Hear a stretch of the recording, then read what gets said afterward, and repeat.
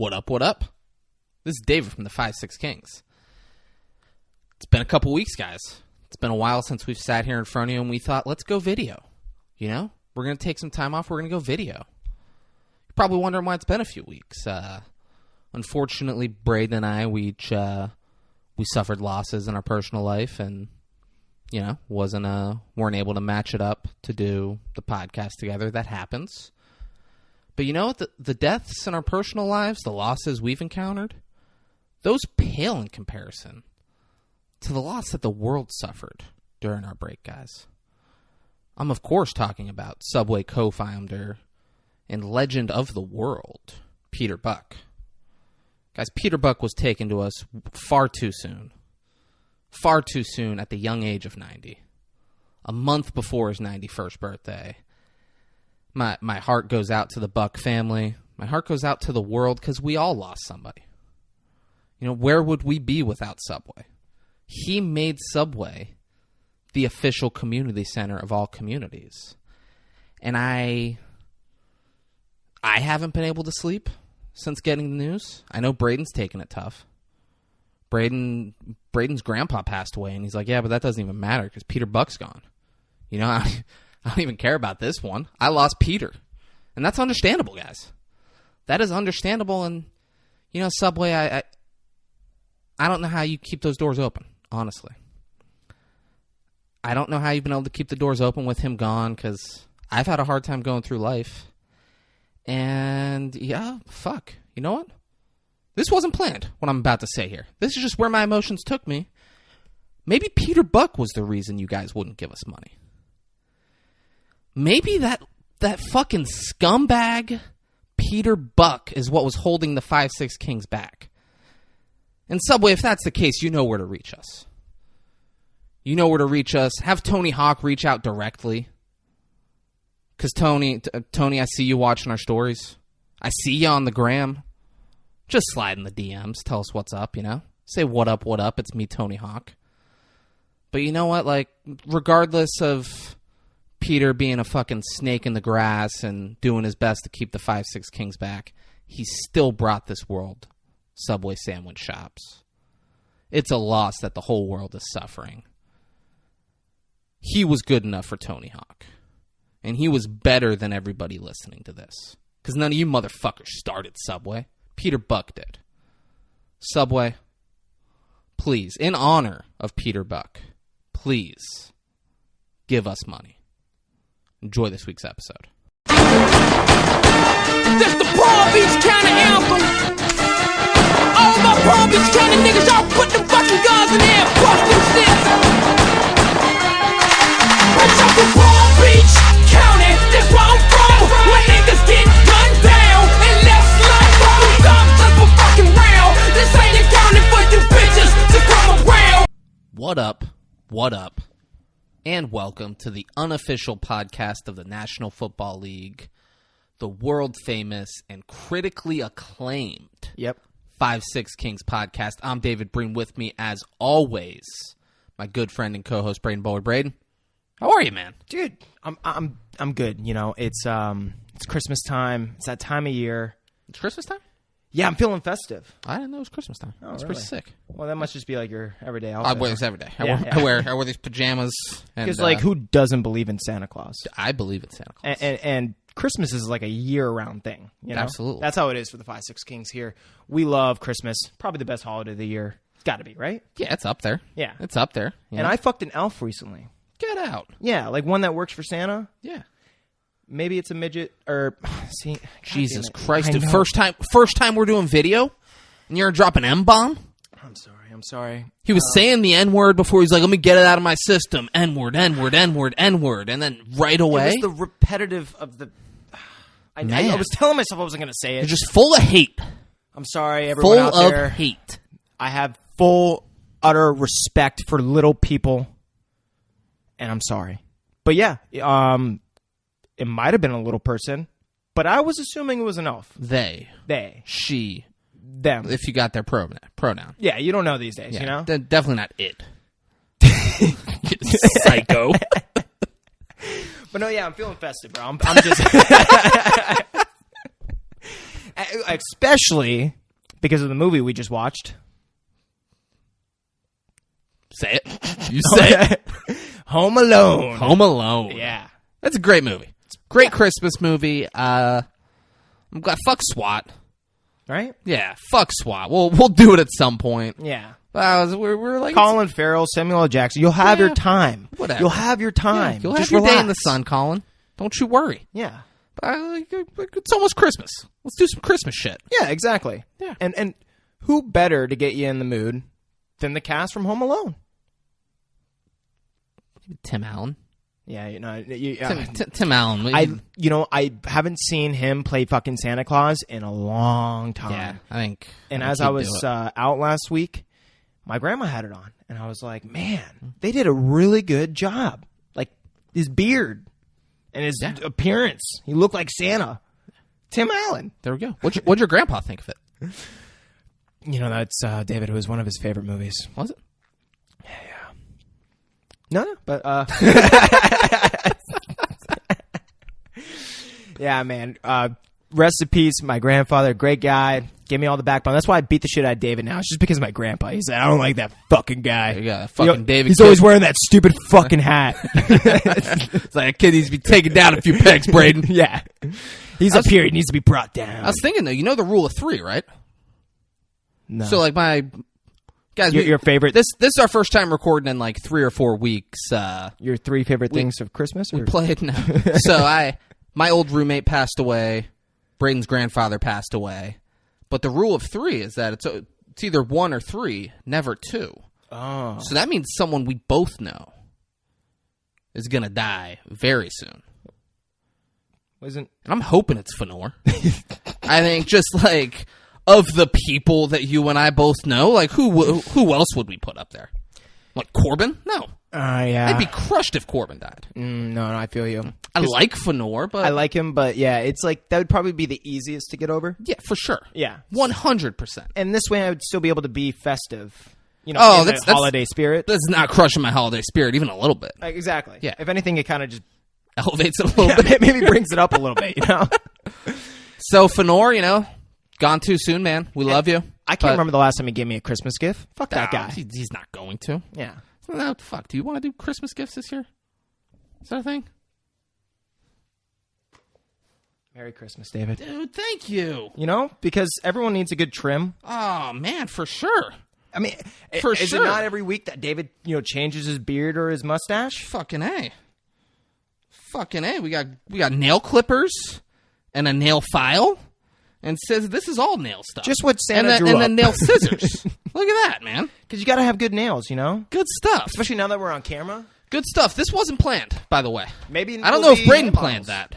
This was not another gift bit that we were doing. I legitimately asked him. I was like, were you exchanging gifts?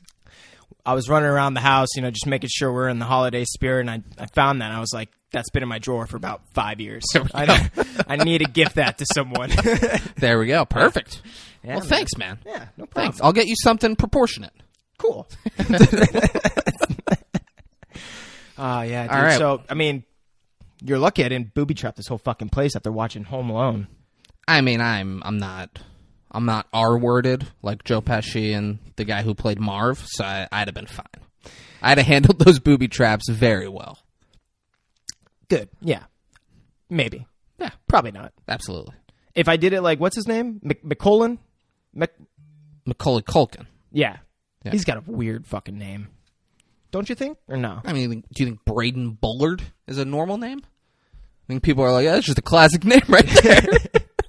Who doesn't name their kid Braden Bullard? I like to think it's exquisite, David. A nice exquisite name. Oh, I mean, it is. One that just like ages like wine. And you have to bask in it for a little bit. Yeah, I bask in that name. Yeah, I bet you do. I just sit in my apartment. I'm like, Braden Bullard. Oh, what a name. That sounds so nice in my ears, David. Braden Bullard, baby. That really rings right off the tongue. Yeah, so guys, we did Home Alone. We did Home Alone. We did it. Hour and 43 minutes, and it's a perfect film to get you in the holiday spirit. I agree. Yeah, right? I agree. Yeah. What do you think they spent on this movie, David? So, Better yet, I'm sorry. David, how was your week? My week, my week was good. Yeah, it's been an up and down couple of weeks. Yeah. I assume I don't want to speak for you. I assume you're in the same boat. Yeah. This week was fine though. Work. I did. Yesterday, I did early Christmas with my nieces and nephews. Nice. Yeah, I got me and my siblings. We all got like a table setup thing in the backyard for my nieces, so they're one, so they can do like picnics in the backyard. They love it. Got my nephew a Captain America action figure. That's awesome. Yeah, it was a nice little Christmas thing. You know, when I was growing up, all I wanted was toys. That's all I wanted. There you go. And you know what a perfect gift, because they're not too expensive. Yeah. You know? Yeah, it was like $20. Yeah. Good for you, bro. It's great. Yeah. That's awesome. Yeah. Much love to the Breen family. The Dolphins. I'm not going to talk about the Dolphins that much. Dolphins, They don't have a fullback. They don't have a fullback. They do not have a fullback. And every running back on the roster has COVID.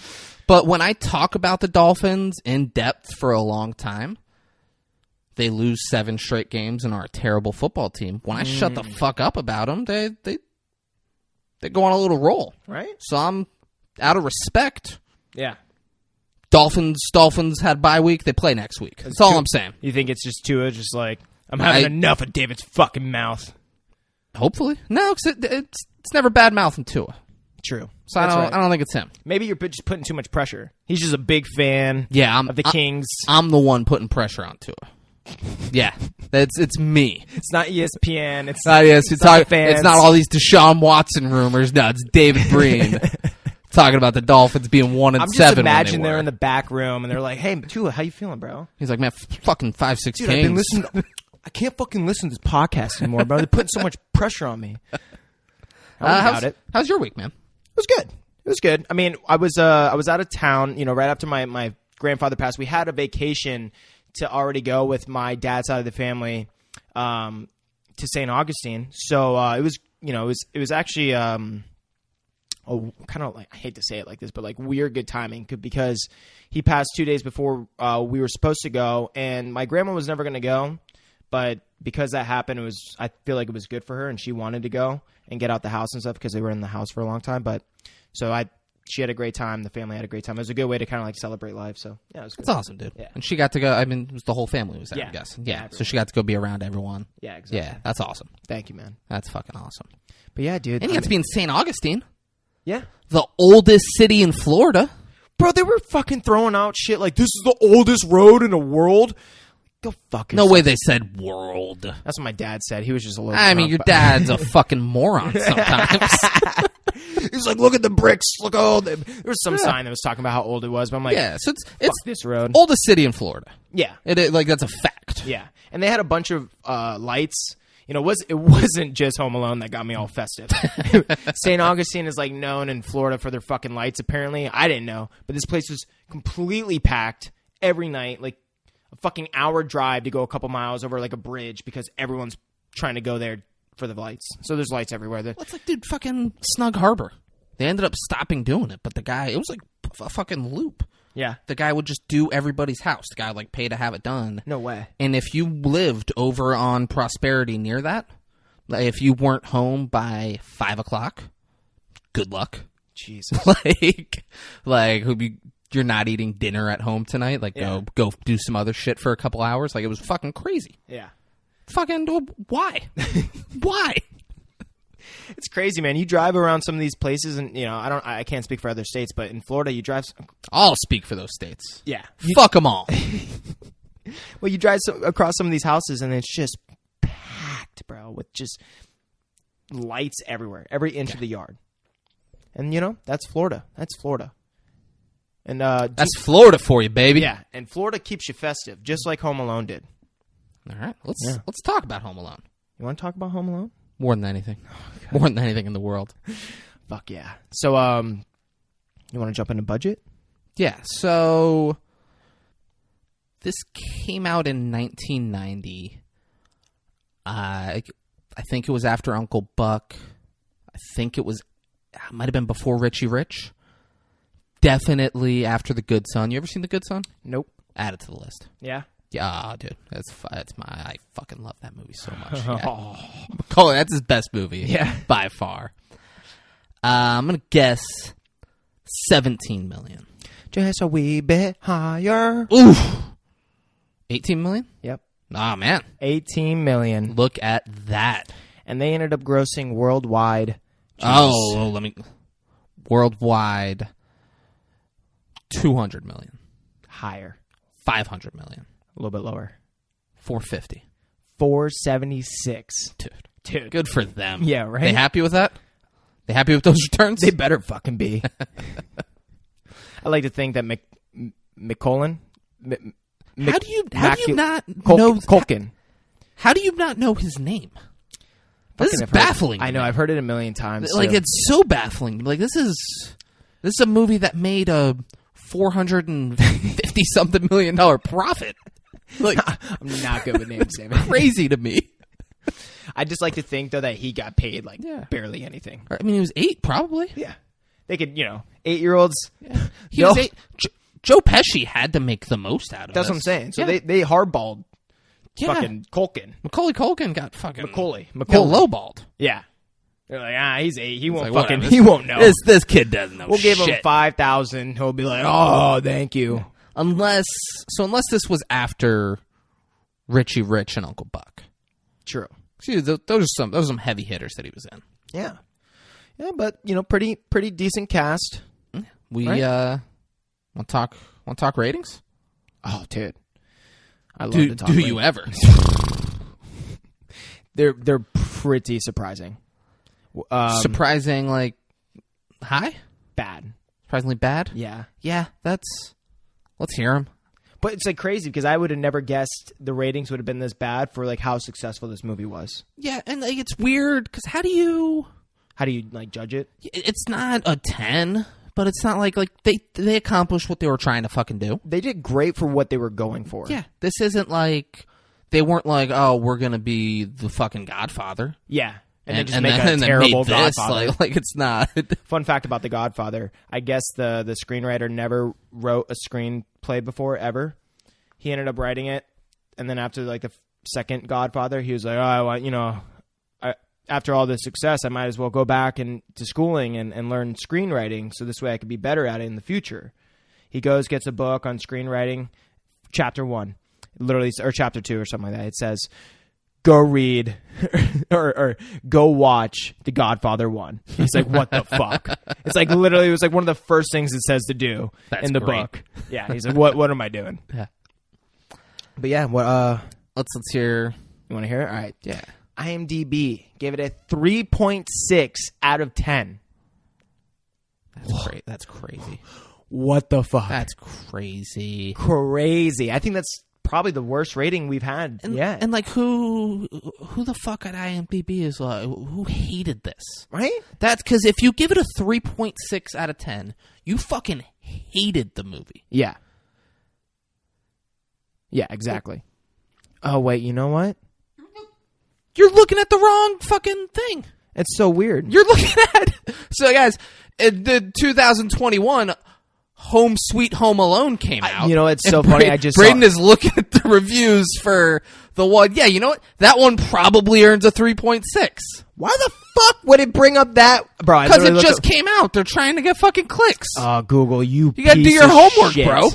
Well, it's funny because read the page before you fucking... Yeah, you're right. Do it. Let's get thee now. Now we're recording this. This is all going to be on the air. Oh, fuck yeah. Red light's blinking. I'm looking at it. Oh, it's on there. What you know what's hard about this, David?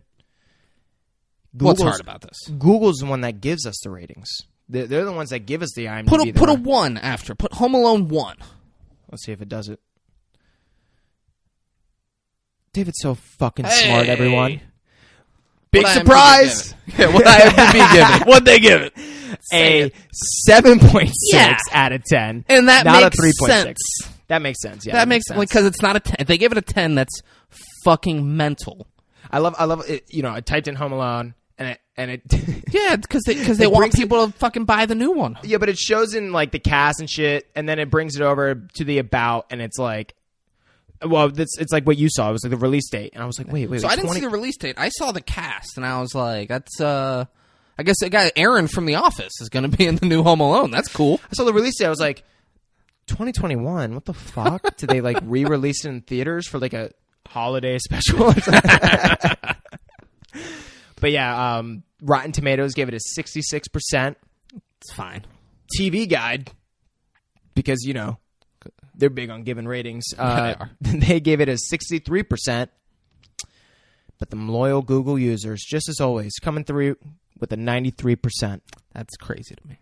93, right? That's high as fuck. Yeah, it's crazy to me. Anyone like Google users who takes the time to go review Home Alone on Google.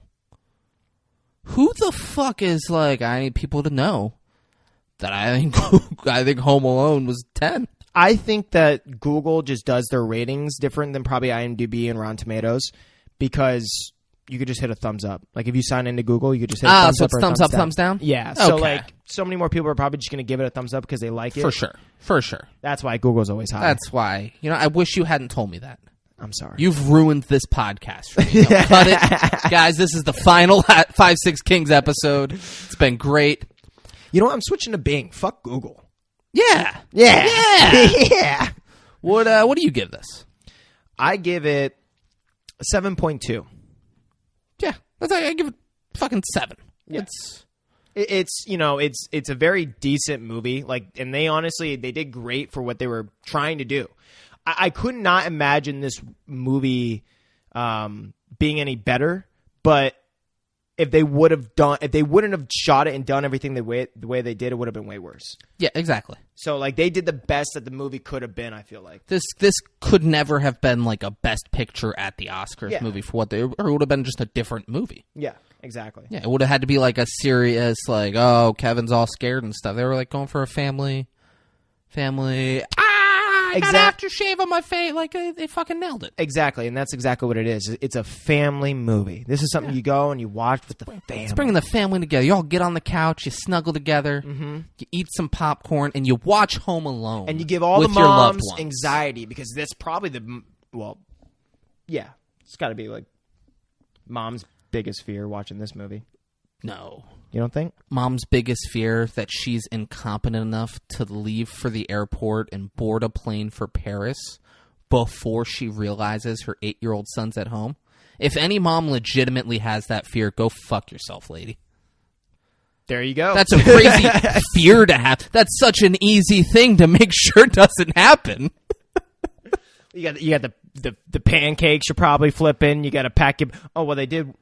Well, we'll get into it. Yeah, that's still, it's so ridiculous that this happened. But you're right. Yeah, you can't be the voice of reason. But no, they did this one thing. Like, it's not like, nah, fuck them.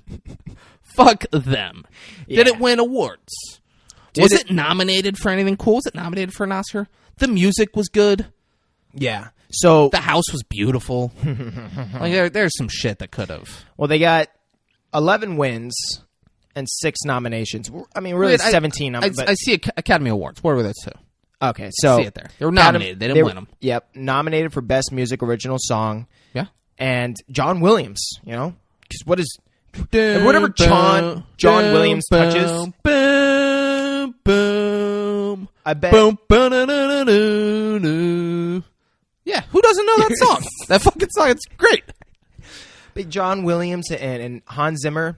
Probably the two best people you could have to help build that score. Was Hans Zimmer a part of this? No. I'm just saying, like... Get his fucking name. This is Home Alone week, all right? No, okay, my bad. There's plenty of Hans Zimmer to go around. Just saying, they're the pinnacle. What was the other one? Best Music Original Score. There we go. So it was original song and original score. Yeah. John Williams.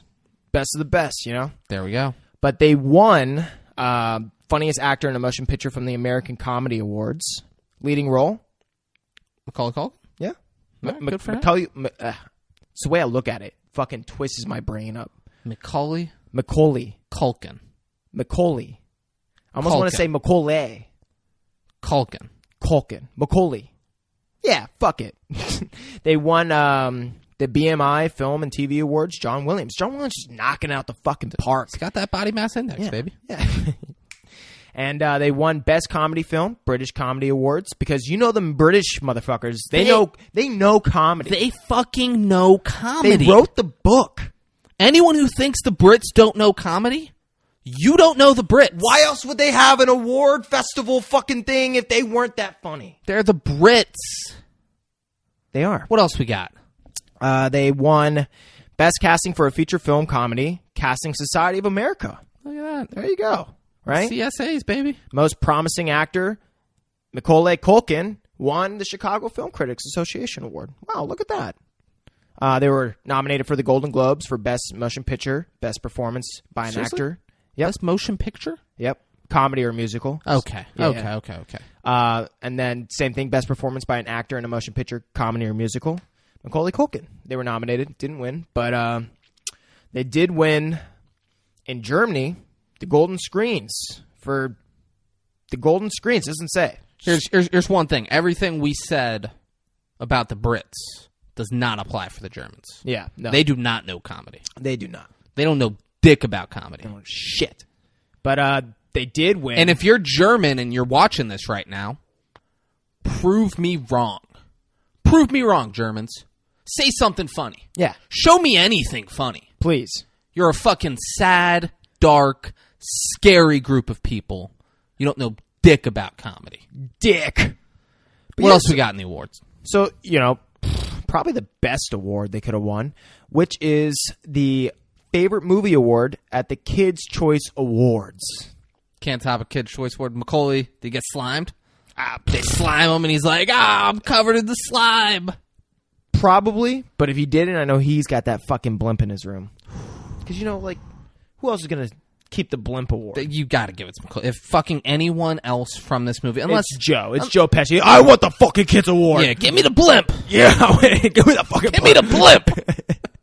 Yeah, unless it was like fucking his cousin, or just also the fucking the bedwetter, the bedwetter cousin. Yeah. is his brother in real life. Really? Yeah, it's Look at Macaulay that. Culkin's brother. That's cool. Wild, Nice. wild. Maybe he got the blimp, which I'd be okay with. I'd be okay Give with it to that, a too. kid. Yeah. Anyone else, you're a fucking asshole. Yeah, if you're wetting the bed, you can have the blimp. Absolutely. Mm-hmm.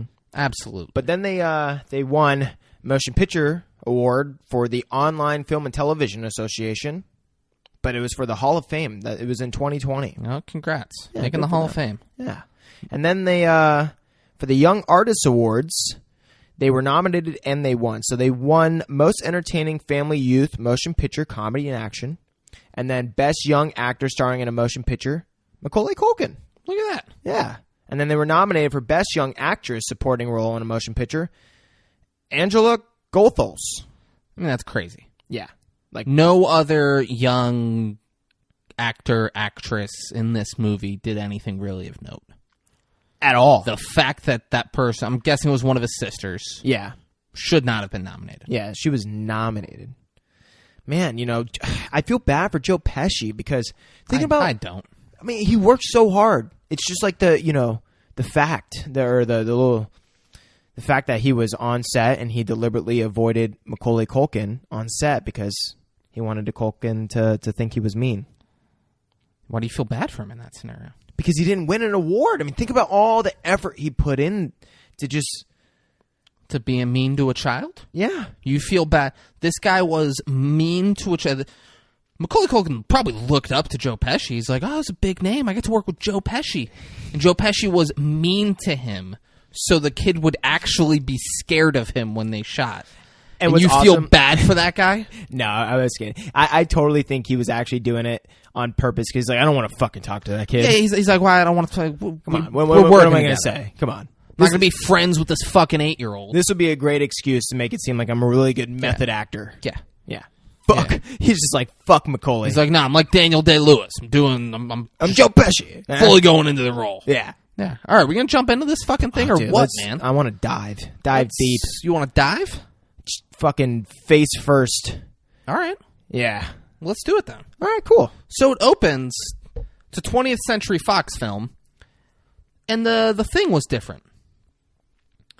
It went dun da da da da da da da dun da da da da da da da da da da, and then it stopped. That's John Williams for you. It stopped. No, it's 20th Century Fox, but it stopped there. It didn't do dun da da dun da da da da. No, that's what I'm saying. John Williams is like dun dun dun dun.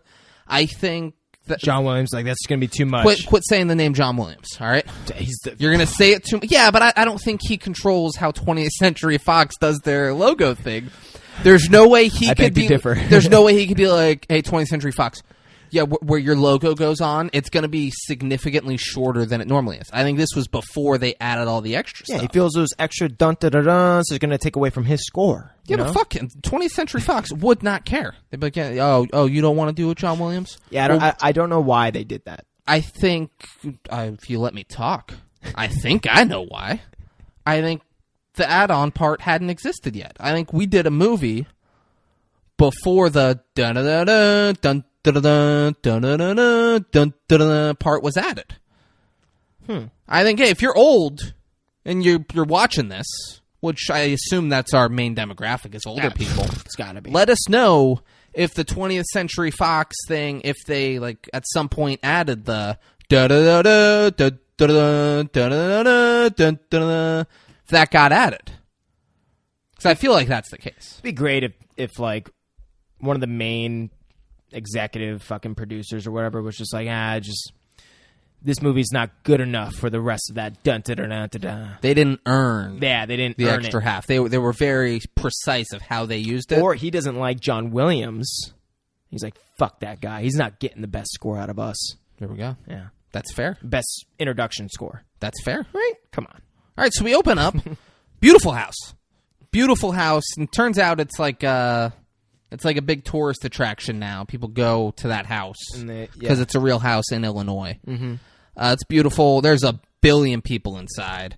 Billion people. Joe Pesci is there. He's a police officer, it would appear. He's dressed in a police officer's outfit. And he's trying to talk to everyone, and no one's paying attention to Joe Pesci. He's like, hey, can I talk to you for a second? Little fella. Which my question is, who let him in the house? How'd he get in the house?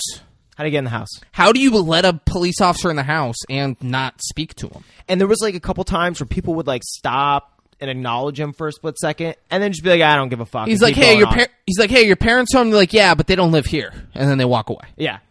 Hey, your parents home? Yeah, but their house is in France. You know, and I was just feeling for him. I'm like, bro, if I'm a cop and I'm trying to help out the community and I'm here, knocking on doors, like, I'm going to be pissed off if I got 20 kids running around and no one's telling me where the fuck the parent is. I'd shoot one of them.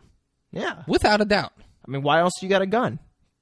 To shoot children in their home. During Christmas time. It's the only reason I'd get a gun. So I could kill some kids. Yeah, bro. Or to go back to now. They got to have those pumped up kicks, Yeah. So that shit just keeps going on. Yeah, that's fucking. It's a billion people. They're just going crazy. Macaulay Culkin walks into his family room, his parents' room. Mm-hmm. His mom's on the phone talking to somebody, and he's like, "Mom, Uncle Frank won't let me watch the movie, but the big kids are watching it." And she just goes, "I'm on the phone." And and then like he jumps on her bed and is like going through her shit. She's like, "Kevin, stop it!" And he goes, "Hang up the phone and make me stop." Yeah, why don't you fucking make me? Well, this kid, he's the main character. He's supposed to, and like he has a good turnaround. It's all that, but like this kid's a little fucking cunt in the beginning, especially in the beginning. You hate him in the beginning. Yeah, they're going to Paris. That's what they're talking about. He's like, "Honey, I got my fucking shaving thing packed for Paris." You're like, "Oh, that's cool." Yeah. The mom then tells Dad. The dad looks recognizable, but this is his. I recognize him because he's Mr. McAllister. Yeah, this is in Home Alone. Mm-hmm. But you look at him and you're like, I know that guy. Mm-hmm. It's from Home Alone. Yeah. But in this part of the movie, everything happens pretty quickly. Oh, they're just fucking rapid fire. They're trying to set up so much that's happening. Hey, don't you snap if I snap. You snapped and I snapped. Yeah, well, only one snap. All right, because it's showing boom, boom, boom, boom, chaos boom, that's going on. Ba ba ba ba ba ba ba ba. It's chaos. Yeah, it's fast moving. Fast. Too much for Joe Pesci. He's starting to fucking get. He's stumbling at the front door. He's fucking losing it at the front. He keeps pulling out his gun. He's terrified to go. The fucking kids are running around him. Too much. Someone comes around the corner, like, ah! Jesus Christ. The mom she's like, covers the phone, and like the dad comes out and Kevin's there. She's like, Kevin was in the garage on the glue gun earlier. I don't know why. That's part of this. And he's like, what'd I tell you about using the glue gun? And he's like, did I burn the joint down? I don't think so. I was making Christmas ornaments. Yeah. He goes, using my fish hooks? My new fish hooks? He He goes, I can't use the old fish hooks. They're covered in worm guts. And Dad's like, that's pretty good point. A woman walks up, she's one of the aunts, and she's like, hey, do you have a voltage adapter? He goes, here's your voltage adapter. Hands him the fucking... Kevin. She's like, and she just walks away with Kevin. And she says, go pack your suitcase. Which just shows right now, like, the way that all these things keep happening, no one's on the right page. Same page. No one's on the same page. Nobody.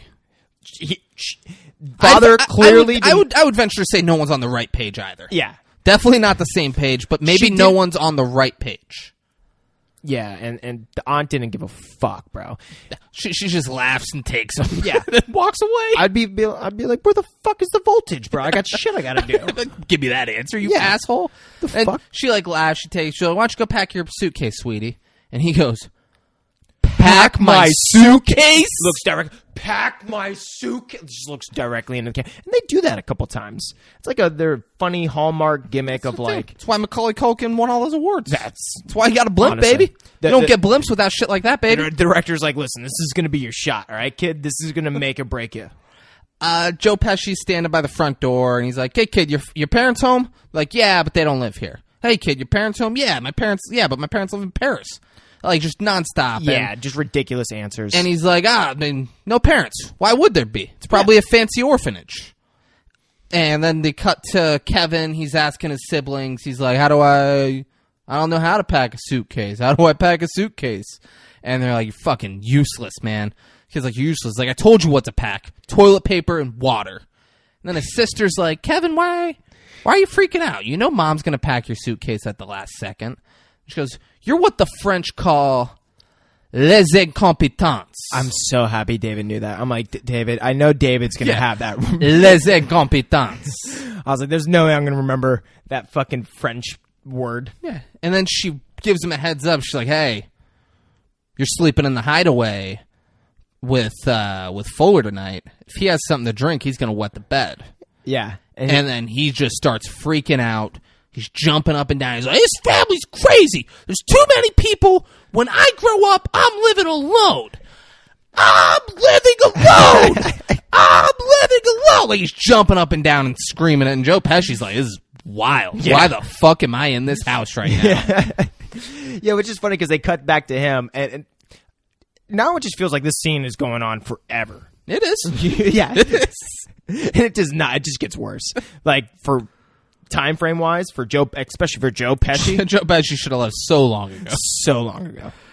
We're now in we're in Buzz's room. Yeah, Buzz is his older brother, and there's this other kid in there. It's his cousin. Yeah, he's tapping on a tarantula cage thing, and he's like, "Your tarantula gonna be okay while we're in Paris?" He's like, "I just fed him a whole bunch of mouse guts. You should be good for a couple weeks." and immediately I'm like, dude, I'm pretty sure that tarantula is going to need more food over... Did they say how long they were going to be away in Paris? He said it should be good for a couple weeks. I don't know enough about tarantulas to dispute him. Neither do I, but I feel like he knows.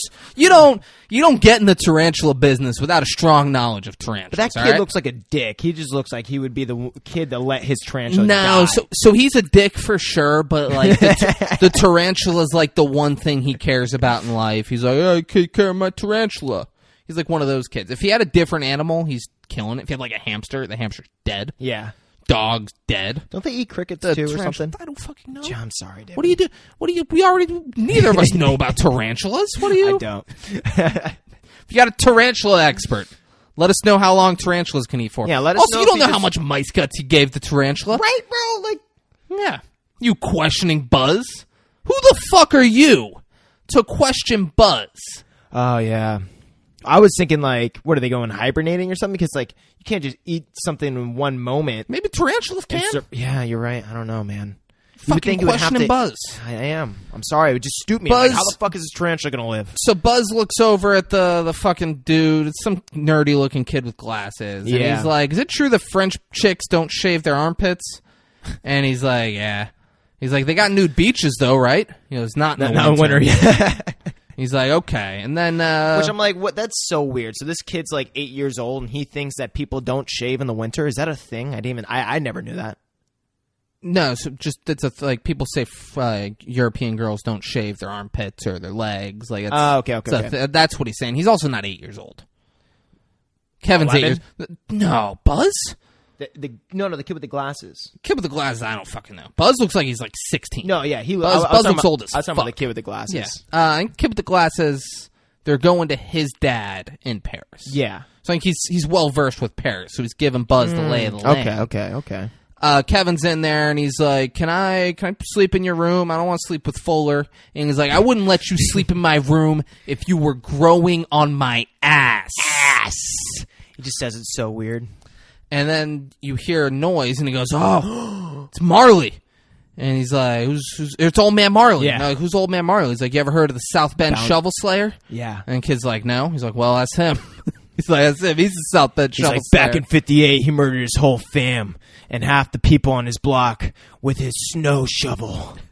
And he's just like hyping it up. He was getting really into it. He's like, they never found the bodies, but it's the salt. And he's out there, he's salting the driveway like to melt the snow. And the kid's like, well, maybe he just likes being a nice guy. He's like, nah. The salt turns the bodies into mummies.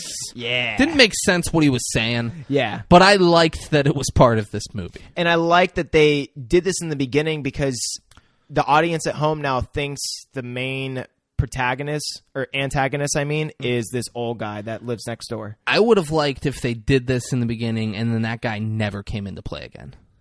They just had that scene and just stopped and then there. we don't see him again for the rest of the movie. It doesn't get brought up. Yeah. That would have been best. It makes you think. It kind Because of you've been like, what's the deal with that old guy in the beginning? Why was that a thing? The fuck? I feel you, David. So now Pizza's here. The pizza driver, he drives like a real asshole. He's swerving around the road, comes in the driveway. They have like a little statue thing. Yeah, just Fucking ran it right over. Hits it. I'm just imagining, what if it was a kid? Yeah. He goes and he picks it up, and on the thing it says 20-minute delivery or your pizza's free. But you don't have to be an asshole about it. I mean, Jesus, this man was flooring it down the street. We then see inside Joe Pesci's talking to Fuller and his sister, and it's a lot of like, hey, you going on vacation? You here for the holidays? And he keeps like you guys asking going questions, out of town? being super friendly, and the kids are just staring at him blankly. And he goes, where you going, kid? Exactly like that. They still say nothing.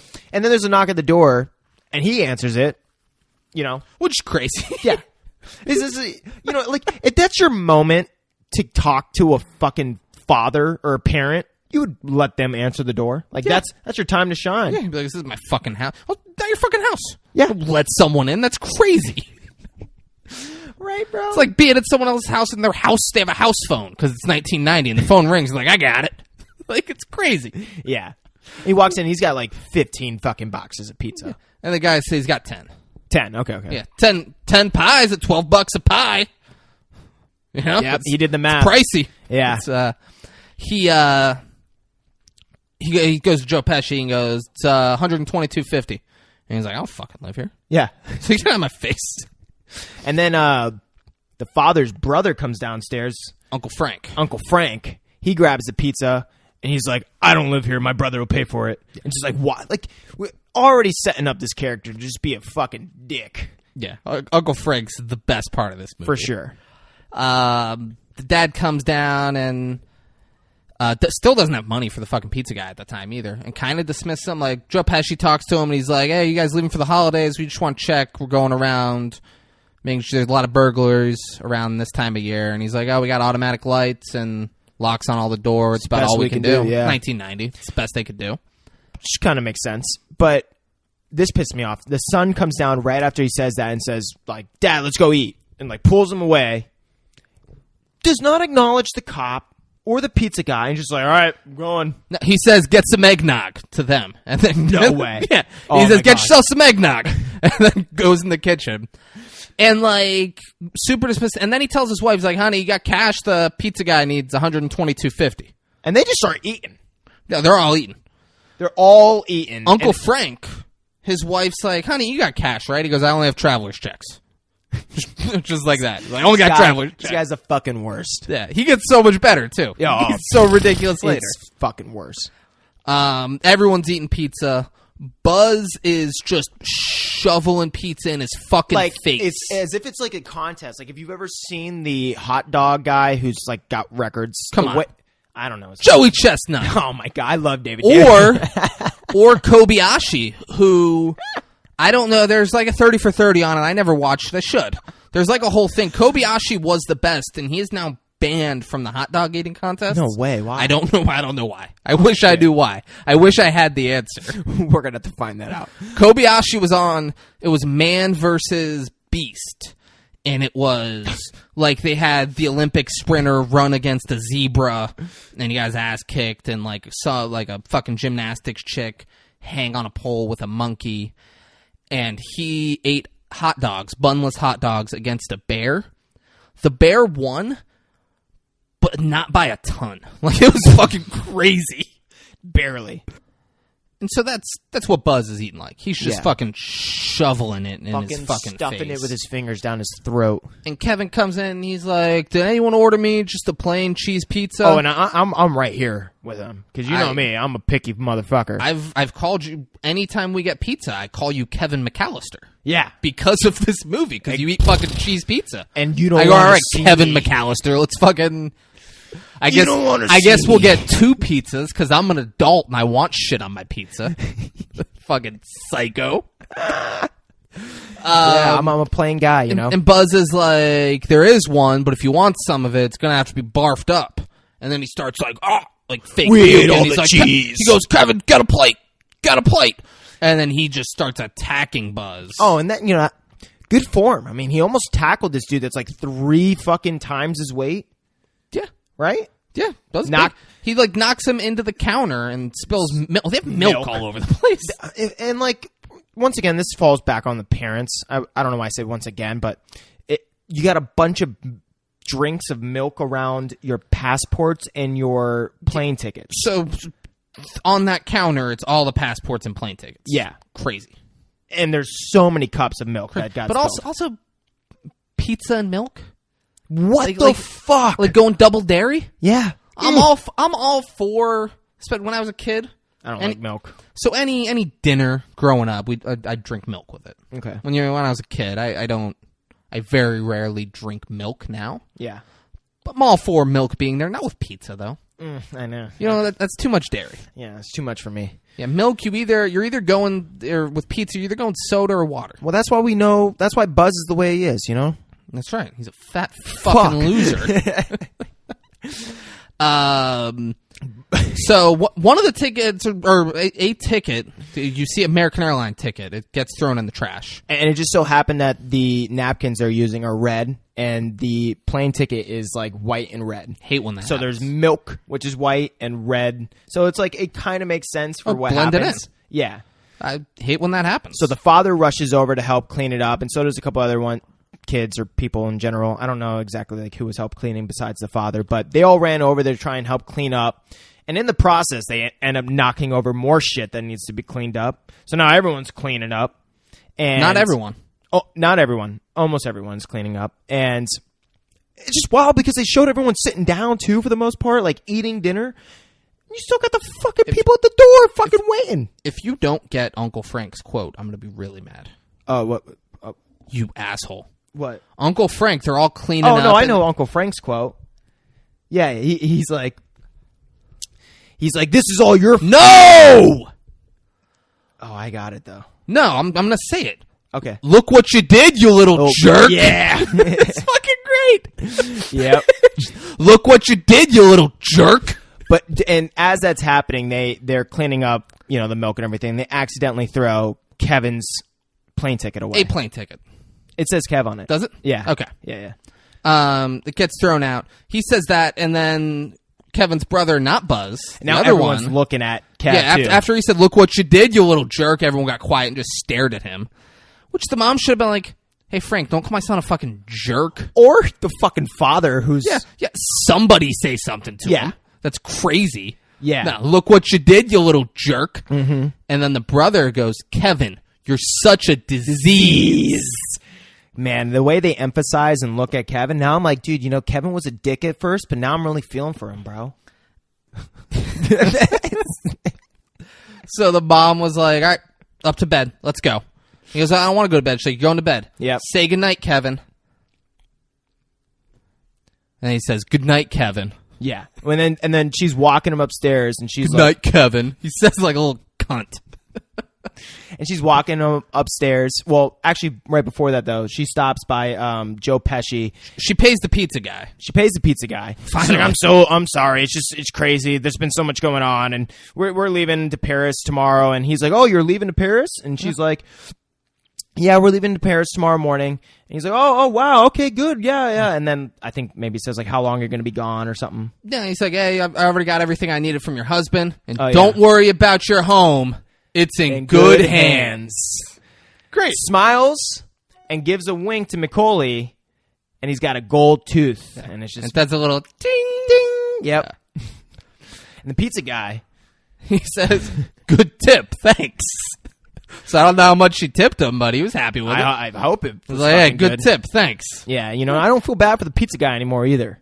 No, I never felt bad for the pizza guy. Well- he fucking crashed into something in their lawn. And I meant the opposite. Now I feel for him. Like at first I was pissed at him. Now I'm like, now I then he feel got a for good him. tip. Yeah, true. Good tip. But he must have been waiting. It seemed like 20 fucking minutes or Not something. as long as Joe Pesci. Man. Once they're upstairs, they're up, and she goes, all right, go upstairs. And he goes, we're already upstairs, you dummy. Yeah, if I was 8 and I talked to my mom like that, so my mom never hit me, but that would not have been okay. If I said, I am upstairs, dummy. She'd be like, don't fucking say that to me. Are you kidding me right now? She's like, are you fucking serious? And that's basically almost what happens, because he's like, I don't ever want to see you guys again. And she's like, No, she said, I hate this family. She said, well, then ask Santa for a new one. yeah. And he's like, I don't ever want to see you guys again. And she's like, well, you shouldn't say that because maybe it'll come true. Yeah. No, she said, well, say it again. Maybe it'll happen. So he says that. He's like, I don't want to be part of any family. I want you guys all go away. He says like something like that. And I love the way he walks up the stairs. It's like every step has such an emphasis. It's exactly what a kid would do. Wow, it's like a Patty LaCoon. Like, But if he didn't do that, I'd be like, there's something missing. yeah. Oh, he's like, I don't have Fuller sleep up here. He's gonna piss all over the bed. He's gonna piss. And Mom was like, all right, we'll figure something else out to do with Fuller. Oh yeah, because I appreciated that. Yeah. She's fucking just like, all right. Well, and then he went up there, and that's a big bed. That looked like a fucking king. Dude, and with that many people in the house, like that's we'll figure out something else to do with Fuller. Should have been someone else gonna sleep up here with you. Yeah. Like Fuller's getting one of those. Fuller should get a smaller little rooms. single since he's wet in the bed. Who's giving him a king? Yeah, give Fuller a fucking twin bed by himself, but Macaulay Culkin needs to share that king with somebody. Yeah. Come on. So throughout the night, he's laying in bed, and he's like, I just want my family to disappear. Disappear, be gone forever. I don't want them around no more. Like, doing, like, little fucking... David's doing a great job with it. Little sad 8-year-old shit. He's like, I just need to go. They're always giving me a hard time, and they need to stop. And then a big storm's going throughout the night. Was it a big storm? I thought the power just went out. So it was or like a not snowstorm. like a or something. hurricane. No, But it was windy and shit. Yeah. So the whole power went out. Knocked, like a tree branch went down on the lines. Oh, yeah, you're right. Yeah. Yeah. I'm always right, bro. You are. I'm always right. If you're a first-time listener, first-time watcher, I'm always right. Yeah, I get this shit. I figure this shit out. I'm not going to lie. David's been right about 99.9% of the time. I can't think of that 0.1% where I was not can't right. Either, I think it's 100. I got to give it something, you know? So the power goes out, and you see the clocks all turn off. And then it's the morning, and Airport Express is there. And they're just knocking at the door. It's 2 vans. I guess we got a bunch of people. The guy said, he's like, oh, they said for us to be here at 8. Yeah, and no one's answering. Mm-hmm. The mom rolls over, sees that the clock's out. So she looks at her watch, and she screams, Yells. Peter! We slept in! No. Fuck. Come on, man. We overslept! No, she yells, Peter! And then they look at each other, and at the same time, they go, we slept in! And then everyone's running. Now it's a quick cut. Like, it's the shot's sped up, and you're just seeing everyone run throughout their ginormous house. Scattering, everyone's getting their shit together and leaving. Mitch fucking Murphy arrives on the scene. And it's the kid who lives across the street, and he's talking to the Airport Express people. He's like, "How you doing, mister? I'm Mitch Murphy. The McAllisters going to Paris? That's cool. We're going to Florida. Well, first we're going to Missouri to see my grandma, and then we're going to Florida." He literally would not shut the fuck up. Like, non-stop. Yeah, and then the buddy's like, "Kid, I don't know. Hit the road." Like, "Kid, get out of here." So that goes on for a minute. The mom tells the oldest daughter, she's like, "Get a head count, everybody." So they go outside. The daughter has everyone line up in front, and she gets a head count. And Mitch Murphy is in the back of the van, like, going through their shit. As you would if you're Mitch fucking Murphy, I guess. Yeah. And she counts Mitch Murphy as one of them. So everyone gets in. They leave in the vans. The guy, so right before they leave, the guy who's working there on the lines, he's like, "Hey, I got the power back on, but the phones are going to be down for at least a few days." You're falling apart there, bucko. Hey, it's a hard day at work, David. I don't know what to say. This happens sometimes, you know? But he said the power's back on. It's going to be a few days till we get the phones back on. She's like, "We're fucking going to Paris. I don't give a fuck." And she gets it, and the oldest daughter, she's like, "Did you get a count?" And she reads out what the count was. Now they're running through the airport. Well, it got me hot, too, because there's, 6 other kids right there, or however many there was, and none of them noticed, "Hey, you just fucking counted a kid, that the neighbor kid." They all thought it was Kevin. And no one was like, "Where's Kev?" And then they got into 2 separate vans. Makes it it's ridiculous that shouldn't happen. They covered all their fucking bases with this movie. I'm not gonna lie, like, they fucking nailed it. I'm trying to be a critique, but they really did. They really did set it up to where you're like, okay, that kind of makes sense. Yeah, it's ridiculous that They're it happened rushing. and would never happen. Yeah, I mean, it would happen to somebody. probably happen. My mom loved me, and it would never happen. Yeah, But it might have, like, Denise might forget you. That could be a thing. But she, like, reads kind of cunty. She's like, the 11 kids, 8 adults, blah, blah, blah. 2 front drivers. And a partridge in a pear tree. Well, like, just like, "Oh, it's Christmas." And the mom's like, that. "All right, well, I'm not going to argue with that." Yeah. They're all sprinting through the airport, and it's playing, "Run, run, Rudolph! Burna, burna, burna, da, boo! Run, run, Rudolph! Burna, burna, burna, burna, burna." And the way they're running through, you almost think, "Oh God, another kid's going to get left behind," from the way that they're trying to run through this airport. The airport's packed. Fuller falls down, and there's like, "Leave him! Fucking leave him! Fat fuck, get out of here!" They get to the gate, and they're like, "Did we miss it? The door's closed," which I've been under the impression that they can't open that door once it's closed. Yeah. Door's closed, and like, "Did we miss the plane?" They're like, "No, you're just in time."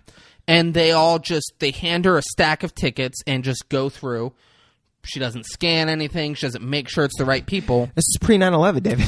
So I hate that you just did what you did there. Oh, fuck. Were you going to say that? I have such a better joke than what you just did, but you buried it by saying that. They flew American Airlines, and with security like that, it should come as a surprise to absolutely nobody that 11 years later, one of their planes crashed into the World Trade Center and another into the Octagon. Or Pentagon. Octagon. Yeah. You ruined it. You made a shit 9/11 joke. Ruined my great 9/11 joke. Fucking ruined it. One stay in the head. One stay in the head. We don't even play. You already know, man. And guess what, guys? This is going to go on the Instagram, so enjoy this week's episode. Yeah. Subscribe wherever you listen to it. It's on YouTube with a video now. Go subscribe there. Go leave a comment. Go like it. Yeah. Back to the show. All right. This is going to be our Instagram post. Oh, God. God, I hate that you did that. Kevin wakes up. He's walking through the house. He realizes, who the fuck is everybody? He's like, "Mom, Buzz, Uncle Frank." It took him a minute. "Uncle Frank, is this a joke?" Mom, just like walking around. I mean, this is a ginormous fucking house. I don't think there's probably ever been one morning where he walked around and didn't hear anyone in the house. It is very doubtful. That would be tough. You think? With how many people? No, I mean, you're agreeing with me. Okay, yeah. It'd be that's a tough sell. Yeah, especially it was like 9 a.m. at that point. Yeah, right. It's not like and he got up super early and was like, yeah. Maybe that just runs in the family, though. I mean, a lot of, that awareness. They cut back to the plane, and Uncle Frank is noticing that the silverware is real, and he's stealing it. Oh, wow. He's like, sterling silver. He's like, silver. He's like, put it in your purse. She's like, I'm not going to put it in your fucking purse. It's fucking salt and pepper. He's like, we got to get it out of here. And the moment that happens, the woman walks up with, like, champagne. He's like, he's like, it's free, right? Yeah. Top me off. It's good champagne. This guy is the worst, but the best. We're back to Kevin. He's down. He's in the basement looking for everybody still. And the furnace is all loud and makes a noise. And there's fire and it looks scary. And he yells and runs up the stairs. He's like, ah! And as he runs, he once again looks into the camera. He runs around the house, looks in the camera, screams, runs more. And then he looks in the camera again. He's looking. Oh no! First of all, he goes, "I made my family disappear," and then he thinks of his family. And it's his mom saying, we have 15 people in this house. You're the only one who has to be a pain. Yeah. It's his sister being like, you're what the French call les incompetents. And yeah, it's his brother saying, Kevin, you're such a disease. And then it's Uncle Frank. And Uncle Frank, in his memory, it was so much meaner and more intimate than it was. Because earlier it's, look what you did, you little jerk. This one's, look what you did, you little jerk. Like he got in his face. He was fucking furious about it. And I like that they reshot those because it's from his memory. And I was like, I like that. Yeah, no, it makes perfect sense. Yeah. And like after he has that memory, he then looks into the camera and goes, I made my family disappear. Smiles big, and then he's fucking, it's on. He's living life now. He's running through the house. He's jumping on mom's bed with popcorn. And that's not enough. He's got to ridicule everyone in the back of his mind. He's like, oh, mom, you gonna come and get me, huh? I'm jumping on the bed. Better come and get me. Where you at now? He goes in his brother's room, Buzz, and he's going through Buzz's chest. He's like, Buzz, I'm going through your secret chest. And he looks at a Playboy, and he goes, none of them have clothes on. Disgraceful. And toss it to the side. And then he picks up a picture and goes, Buzz, your girlfriend. Woof. Oh, and they got, I would like to think that they're nice, kind-hearted people. They're like, let's get an attractive girl and let's just make her look ugly so no one's hurt. But no, that's not what it seemed like in this picture. You wouldn't fuck this 13-year-old girl? What? No, I'm just saying, obviously the way he's reacting. Think about what I just said. I know. You said no. I said, you wouldn't fuck this 13-year-old girl? You're like, what? No. I don't even know why I ever even fucking respond to David. He made, makes life so difficult for me. You guys don't even understand. God forbid I remember in a courtroom, they're going to bring up, 5 years ago when David asked me a question, we got him recording that. What about that 13-year-old girl? I wouldn't fuck her. That's for sure. To each their own, but I definitely wouldn't. I'm on Kevin's side. Woof. Was it the braces? Was that it? Yeah, it's I'm with Kevin. Woof. Get a hot girl for the picture. Jesus. Then he's eating fucking ice cream. He's got so he grabs Buzz's BB gun first. Oh yeah, and shoots some stuff. Kid's great shot. Dude, yeah, great shot. Great shot. Is this the part where they cut to Joe Pesci and No, not yet. It's not a yet. little after. Okay. Yeah. But now he's eating the ice cream. He's got ice cream, marshmallows, a fucking mountain. It looked amazing. It goes from his waist to above his chest. It looked like if I thought I made my family disappear and I was okay with that, it looked like that's what I would have eaten. Yeah. When I was 8 years old. I'd be like, oh my God, yeah. He's still got enough self-respect to be like, let me put on a bib. He's like, I got a 3-foot tall mountain of ice cream, but let me get this bib on. Can't be making a mess. This is a good shirt. Yeah. Still ridiculing his mom. Where you at, Mom? Look at this fucking mountain of ice cream. He then he's watching a movie that doesn't exist in real life. Yeah. It's a shame. And in Home Alone 2, there's a sequel to the fake movie. That's where the majority of the budget went. Probably. Yeah. Shooting this other movie. I would like to think, too, that they just shot this whole other movie, and then, halfway through, they're like, oh, we can't we can't do this film. We gotta we gotta do something else. They came up with Home Alone. They're like, we'll just throw. We'll still come up with something for it. Yeah. It's this guy. He's like sitting behind a desk, and this guy comes in. He's like, "Hey, Johnny, I'm here to collect." He's like, "What do I owe you?" And he goes, "AC said 10%." He said, "Well, AC ain't in charge no more." He's but I'll tell you what I'm gonna do. I'm gonna give you to the count of 10 to get you lousy, yellow, no good keister out that door. 1, 2, 10, and then just starts mowing them down. Now, so you guys don't know what. Give you 10 before I pump you full of lead. That's what he said. Yeah, he said he's gonna pump full of lead. He has a gun. He's got a Tommy gun. Yeah, and he just guns him down, and then goes, "Keep the change, you filthy animal." Oh, and Jesus Christ, Colvin fucking loves No. it. Culkin, fucking. There we go. Yeah, Macaulay Culkin. It's been like a couple minutes since I said it. Face. He's like, but he's like looking through the cracks on his face.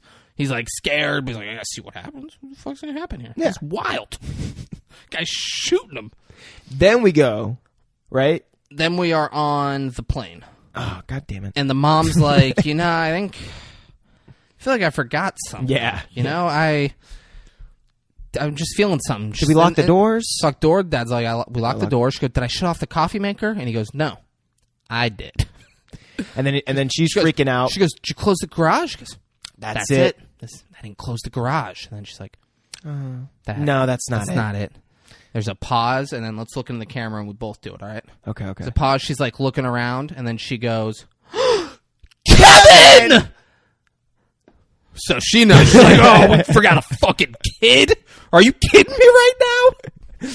Cut to awesome. Kevin. That kid's living it up. Yeah. The kid's in the house. He has the front door open.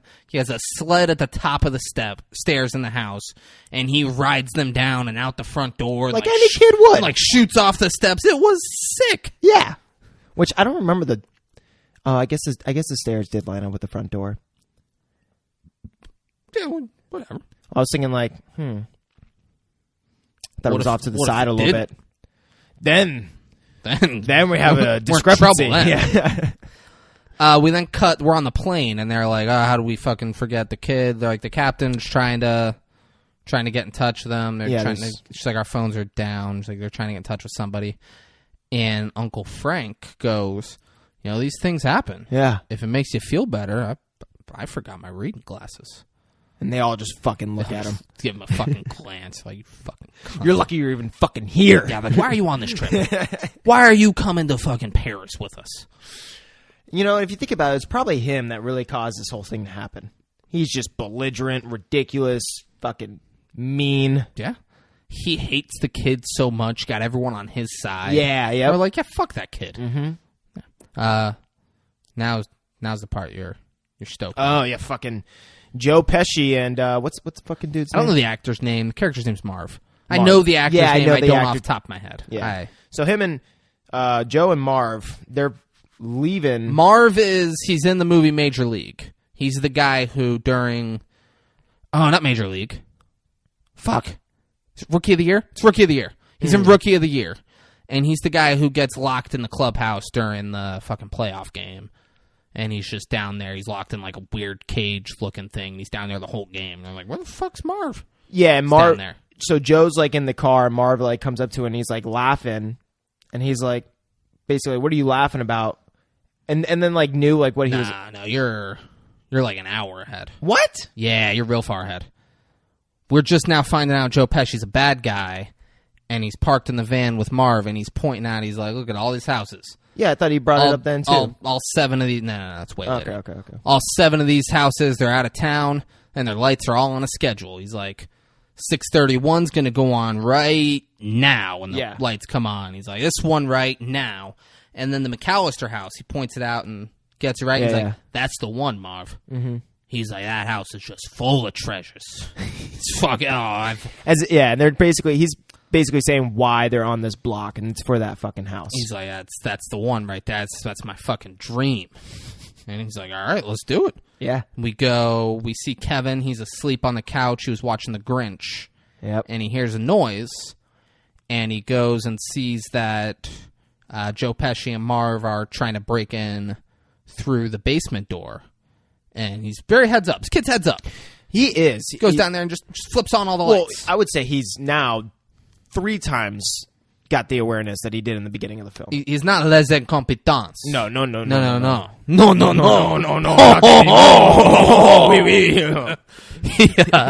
He like flips on the lights, and they're like, "Oh shit!"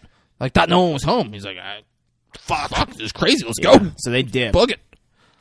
Which, good on him. He knew what to do in that scenario, right? I mean, he nailed it. So he does that, and then he runs up the stairs and hides under his mom's bed. And then he's like, only wimps hide under beds.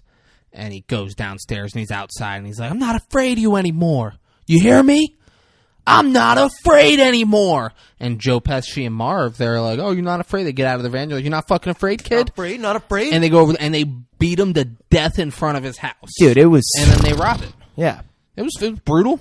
And they had Christmas jingles going the entire time. Oh, yeah. It was, because, boom, boom, boom, boom, boom. Yep. Like, then they fucking murdered the kid. Yeah, dude. No, he went out and yelled, I'm not afraid anymore. And then he looks up, and the South Bend Shovel Slayer's standing there, and he screams and runs in the house and closes the door and hides under the bed again.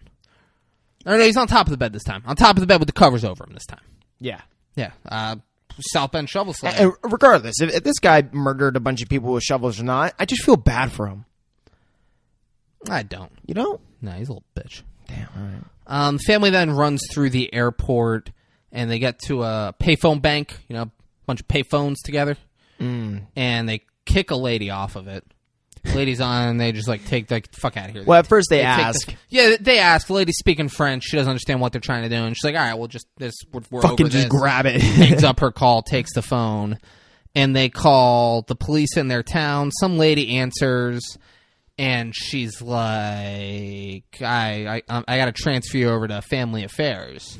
And then she hits the button to put her on hold, and she tells the guy who, I think Old Joe is what they called him. He's the guy in Breaking Bad that owned the junkyard. I think his name in Breaking Bad was Old Joe. The junkyard guy, though, in Breaking Bad. Yeah. The magnets, bitch! That guy who was there, that's him. He runs Family Affairs. The lady transfers over. She's like, hey, I got a lady, super hyper, sending her your way. And he's, eating a donut, and it's, dribbling all over the place. He's like, was your son abused by a family member? Is he hurt? You want us to send a police officer to check on him?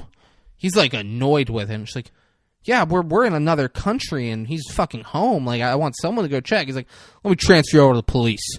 And he's like, hey, hyper coming back at you. Yeah. And transfer over, and she gets on. She's like, look, I just need my son. She's like, we'll send a cop to your house, lady. And Jesus like, all right. Christ.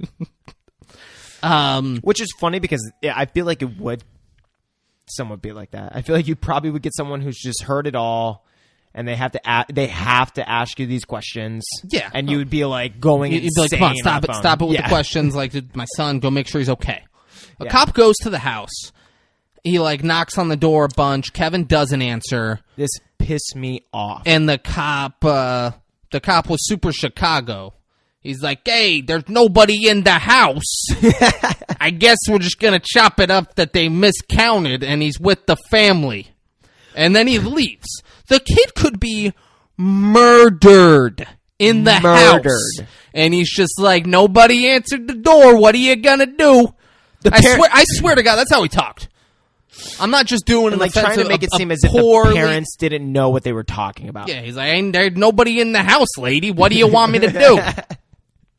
Ridiculous. But, other than that, the movie is done pretty well. For all, the little things. I felt like that was just easier said than done. I don't think a cop would actually do that. But, hey. No, I think the cop would do more than That's that. what I'm saying. The cop would... Yeah, he'd be like, I can't go into the house, but I'm not going to leave. We need to figure something out. Yeah. I guess we can't just leave I don't even the think... house. Was he, yelling, this is the cops? He's like, it's the police, open up! Okay. Hey there, youngster! Yeah. Okay, good. Yeah. There's no flights anywhere. Nowhere. Anywhere in the world. And they're like, listen, lady, it's Christmas. What do you expect? Yeah, so she asked for she's like, there's no commercial. How about a private plane? How rich is this family? Oh, they're rich. Because, like, the house is great, but, like, where that's an option, a private plane from Paris to Chicago. It's got to be like. Have to be so much money. I don't even want to begin to. Yeah, try and guess. that's not a quick flight. Yeah. So, like, the fact that that's on the table, we don't know what either of them do. I don't understand how there's no one else that they know, whether it's a family, friend, anyone, that could go and check on this kid. Everybody left. No, but I'm talking about, like, it could be a fucking random friend. Friend from work. They live across the street from the South Bend Shovel Slayer. Have been for years, apparently. And like, that's the shovel band. And like, they don't have his number. They don't, because there's no way the parents are buying into Buzz's shit. Yeah. No way the parents are like, oh, it's a serial killer, and we're still gonna live across the street. No, they think that's just a normal old guy, and they're such pieces of shit that they didn't befriend him. They're just like, yeah, whatever. Go be a lonely old prick by yourself. Yeah. Doesn't know the neighbors, doesn't have friends, no one else to check up. Yeah. And then the cop goes there and is just like, fuck it. He's like, I don't know. I get it. You're home alone. So the whole family, there's a Friday morning flight, and the mom's like, it's 2 days from now. We can't fucking wait until then. She's like, the lady's like, you can stay in the airport on standby. And she's like, all right, I'll do that. Rest of the family leaves. Yeah, they're like, well. And she's like, I'll be on standby. There's no way we're all going to be able to get tickets, so they're like, Yeah, might as well whatever. just have you go. Yeah, we're not going to. We're in Paris. We'll not gonna continue We're not going to let this ruin our Paris vacation. Are you kidding me? How much money went down the drain I'm from going that father? I'm going to have a croissant. Yeah. Fucking. I'm guessing the father's paying for the brother and his wife and their kids too and everything. But the mom looks like a businesswoman. You're right. She does. She does. You fucking sexist pig over there. I'm just saying That because just bitch. She didn't make no money. the reason why I said that, Dave, is because this brother was a fucking bitch. He's like, oh, I'm going to have my brother pay for it. It's his house. Fuck it, right? Yeah, and then he went to his wife. He's like, hey, honey, they need $122.50 You're right. for the pizza. He did go to the wife. And she's like, it's a lot for pizza. He's like, that's what it costs. It was 10 pies. It was 10 pizzas. the $12 a pizza comes out to $122.50. It'd be fucking amazing if she's just like a top-notch lawyer and he's just a stay-at-home dad. Yeah, good on them. Right? Good on them. It's 2021. Anything can happen. So he's at home. He like gets out of the shower. He's combing his hair, spraying some shit on his pits, and then he goes. It's a very famous scene. He goes, gets aftershave, and like puts it on his face and goes, ah! Like screams and like runs around the house because aftershave burns his face. Yep. He fucking rummages through Buzz's life savings, but like has to climb on some shelves to get up there, and they all collapse, and his spider tank breaks. Yeah, And like a spider's loose in the house. we saw that coming. Yo, saw it coming a mile away. Are you kidding me? But I mean, as he falls, everything falls on him, and that spider goes free. He goes and grabs the money, and it seems like it's like $3. Yeah, it did not seem like a lot of money. I swear, it must have been like $3 bills and like change. Yeah. But he's gonna make Oh, it work. life savings. He then looks, he's walking out, he's doing some shit, and he looks across the street, and there's a van in the Murphys' driveway. And he goes, I thought the Murphys went to Florida. And then he just keeps walking. Then we see inside the house. Yep. Joe Pesci and his boy are just trashing the Murphys' house. They're stealing all their shit. They're breaking stuff. Yeah. And the phone rings in there, and then you hear, it's one of those old answering machines, and you hear the message. It's like, hey, it's Mr. McAllister. We're all in Paris for the next couple of days, but we left Kevin. You want to go check on Kevin for us? And Pesci's like, oh, shit. He's like, McAllister, that's that good house. Yeah. That's that good shit. Let's, they're in Paris. Let's go steal their shit, bro. Yeah. And Joe's looking into like a, what do you call those? Some type of weird... Oh, kaleidoscope. Kaleidoscope, yeah. And that was a cool little transition. They went from the kaleidoscope to the next scene. So good for them. And it's Kevin. He's at like a little drugstore, and he's asking the old lady behind the counter if the toothbrush that he wants to purchase is recommended by the American Dental Association. She has no idea. She got no idea. She calls over the first, manager. She thought that was it. And he's like, well, can you find out? And she's like, what the fuck? Like, she calls over manager, and he's like, I don't fucking know. And then the South Bend Shovel Slayer walks in and puts his bloody hand on the counter. And Right? Kevin looks up, and he's terrified, and he just starts backing away and runs out the store. And the people in the store are like, he just stole a fucking toothbrush. And they yell. There's a police officer. He's like giving someone a ticket. And the kid goes, hey, shoplifter! And then the cop chases him through a park and like runs into people, like fucks people's days up because this little kid's running away from him. Oh my god! And then there was a man-made ice, or not man-made, fucking just a frozen lake, but they made it into like an ice rink. And it's like the ice rink from The Good Son with Macaulay Culkin.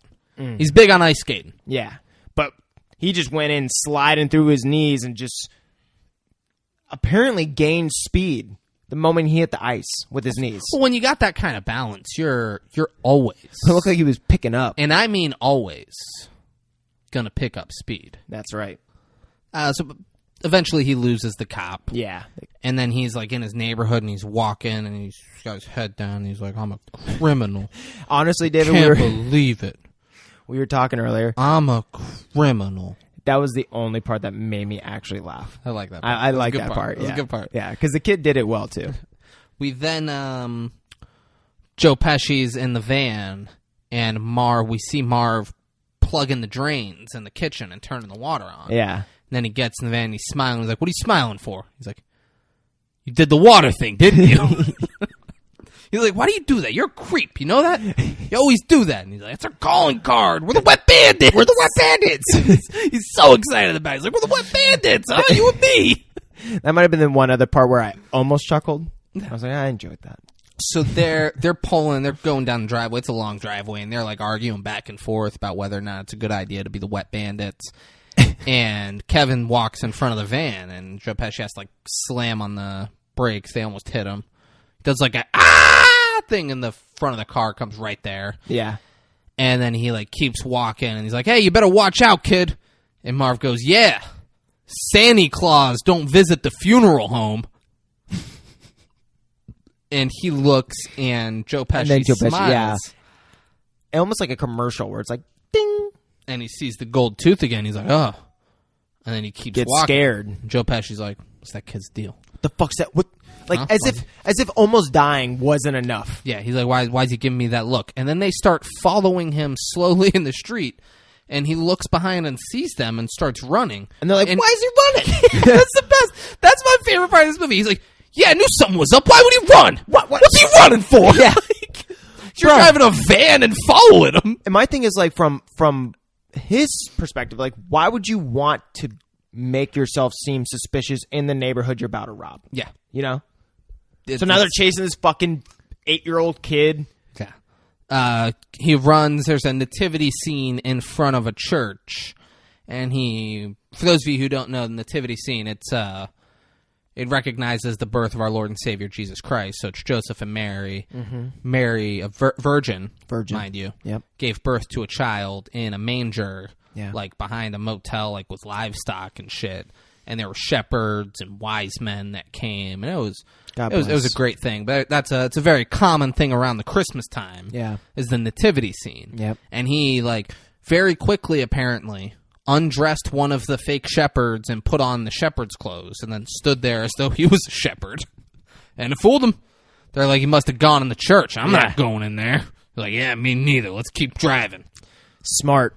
Oh, definitely smart. Yeah. He wanted the. He's like, they're going to be coming by the house. So he had a bunch of fake people, and he's playing, what song was he playing? Rocking around the Christmas tree, do bo do bo bo do do bo do bo do do bo do bo bo bo do bo bo bo do bo bo do do. He's playing that song. He's fucking dancing, going crazy, and he has like puppet people and a big Michael Jordan cutout that's going around. Looks like there's a fucking party going on. He's having a great time. And they look and they're like, oh, clearly a party going on in that house. Let's come back later. And they leave. Oh, my God. We're in Paris. Uncle Frank is eating shrimp cocktail. And someone's like, Frank, that's for later. And he's like, want shrimp cocktail. He's passing it out. Goddamn Frank. One of Kevin's sisters, real nervous that Kevin's gone. Buzz is like, I don't give a fuck about the little homie. You know, fuck, kid's nothing to me. That kid ain't nothing to me. That's really all, like, to set up how hard Buzz is. Yeah. Now Kevin orders a pizza and the fucking pizza guy hits the statue. Driving like chaos again. Same guy hits the statue again. There's a sign on the door that says, go to the back door. So he obliges, goes around to the back door, and he plays the movie from earlier. It's like, hold it right there. He's like, just leave it on the doorstep and go. He's like, I need my money. He's like, how much I owe you? Yeah, it's so funny. It pairs up $11.80. And he puts it out and he goes, keep the change, you filthy animal. He puts $12 out. And he's like, fucking cheapskate. And he's like, hold on. I'm going to give you the count of 10. It's the same thing. Yeah. And then plays the shoot. And then the pizza guy fucking runs. He's like, this is crazy. Here's the thing. That pizza guy called the police? Are you kidding me? Yeah. You don't just leave. And You don't believe you're getting shot at and not call the police. Someone just shot at me with an automatic weapon. And I'm thinking, like, how loud is this TV for back in the day, bro? Because the audio from outside, like the way that the film is making it seem as if it is literally in person shooting that bitch like 2 feet from you. TV get loud, baby. Yeah, that TV get real loud, baby. Yeah. You ain't even fuck with a TV like that before, have you? Them old black and white movies, bro, they be loud, That's bro. what's up. That's what's up. And then he pulls it out and he goes, it's fucking Braden here. He's like, lovely cheese pizza, all to myself. Dude, it's almost like exactly what I say every time I go to eat. And I Kevin McAllister. I don't grab a slice. I take the whole cheese pizza. And you just start ripping in crust first. You're like, I gotta make my way over here. No, I'm not. I've done that. So now Mom's trying to buy a plane ticket from this lady, and she's offering her $500 cash and her jewelry. And she's like, and I'll buy 2 tickets for a flight tomorrow morning that you can be on. And the lady's entertaining, and her husband's like, let's fucking go. Come on, fucking Ed. He's like, let's go. We're getting on this plane, Mary. That's the last of it. And like they start going. She's like, please. From a mother to a mother. And you would think like, motherfucker, you didn't say that first. You didn't say, hey, listen, I'm a mother and my child. So to her, she did. Oh, okay. Yeah, to her, she was telling that story. And she's, okay. She's like, oh, come on. I thought she was just bribing her for the tickets and then said it. She's like, oh, Ed, come on. She needs to fly. And then Ed, this is what cooled or what warmed Ed's icy heart. Yeah, exactly. With a cool island song. Oh, God. And he's like, all right, we'll go tomorrow. Let's go. Yeah, for $500 cash, jewelry. Mom needs to go see her new child tickets that's in danger. Like, yeah. Ed finally caved. Their life is so hard. Kevin's then looking at his family photo, and he's like, I didn't mean nothing. I'm sorry. I wish you guys were still around. Like, he is in firm belief that it was his power of wish. Yeah. He's like, if you come back, I'll never be a pain in the butt again.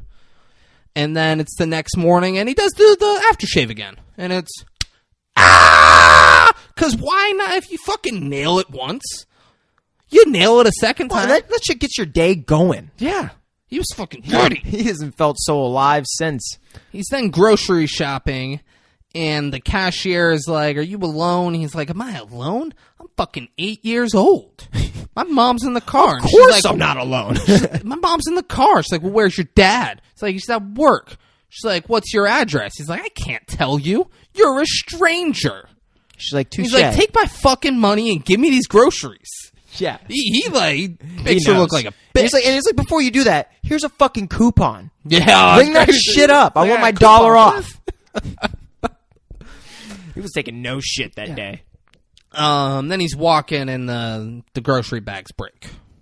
Everything's just out on the street. He's like, fuck am I going to do? You know, that fucking woman. He's down doing laundry, and to show his growth, He's doing laundry, and the furnace is all scary and shit again. And he just goes, "Shut up! Shut your shit!" You know, and I'm not gonna lie. I've been his age, and I think I've done the exact same thing.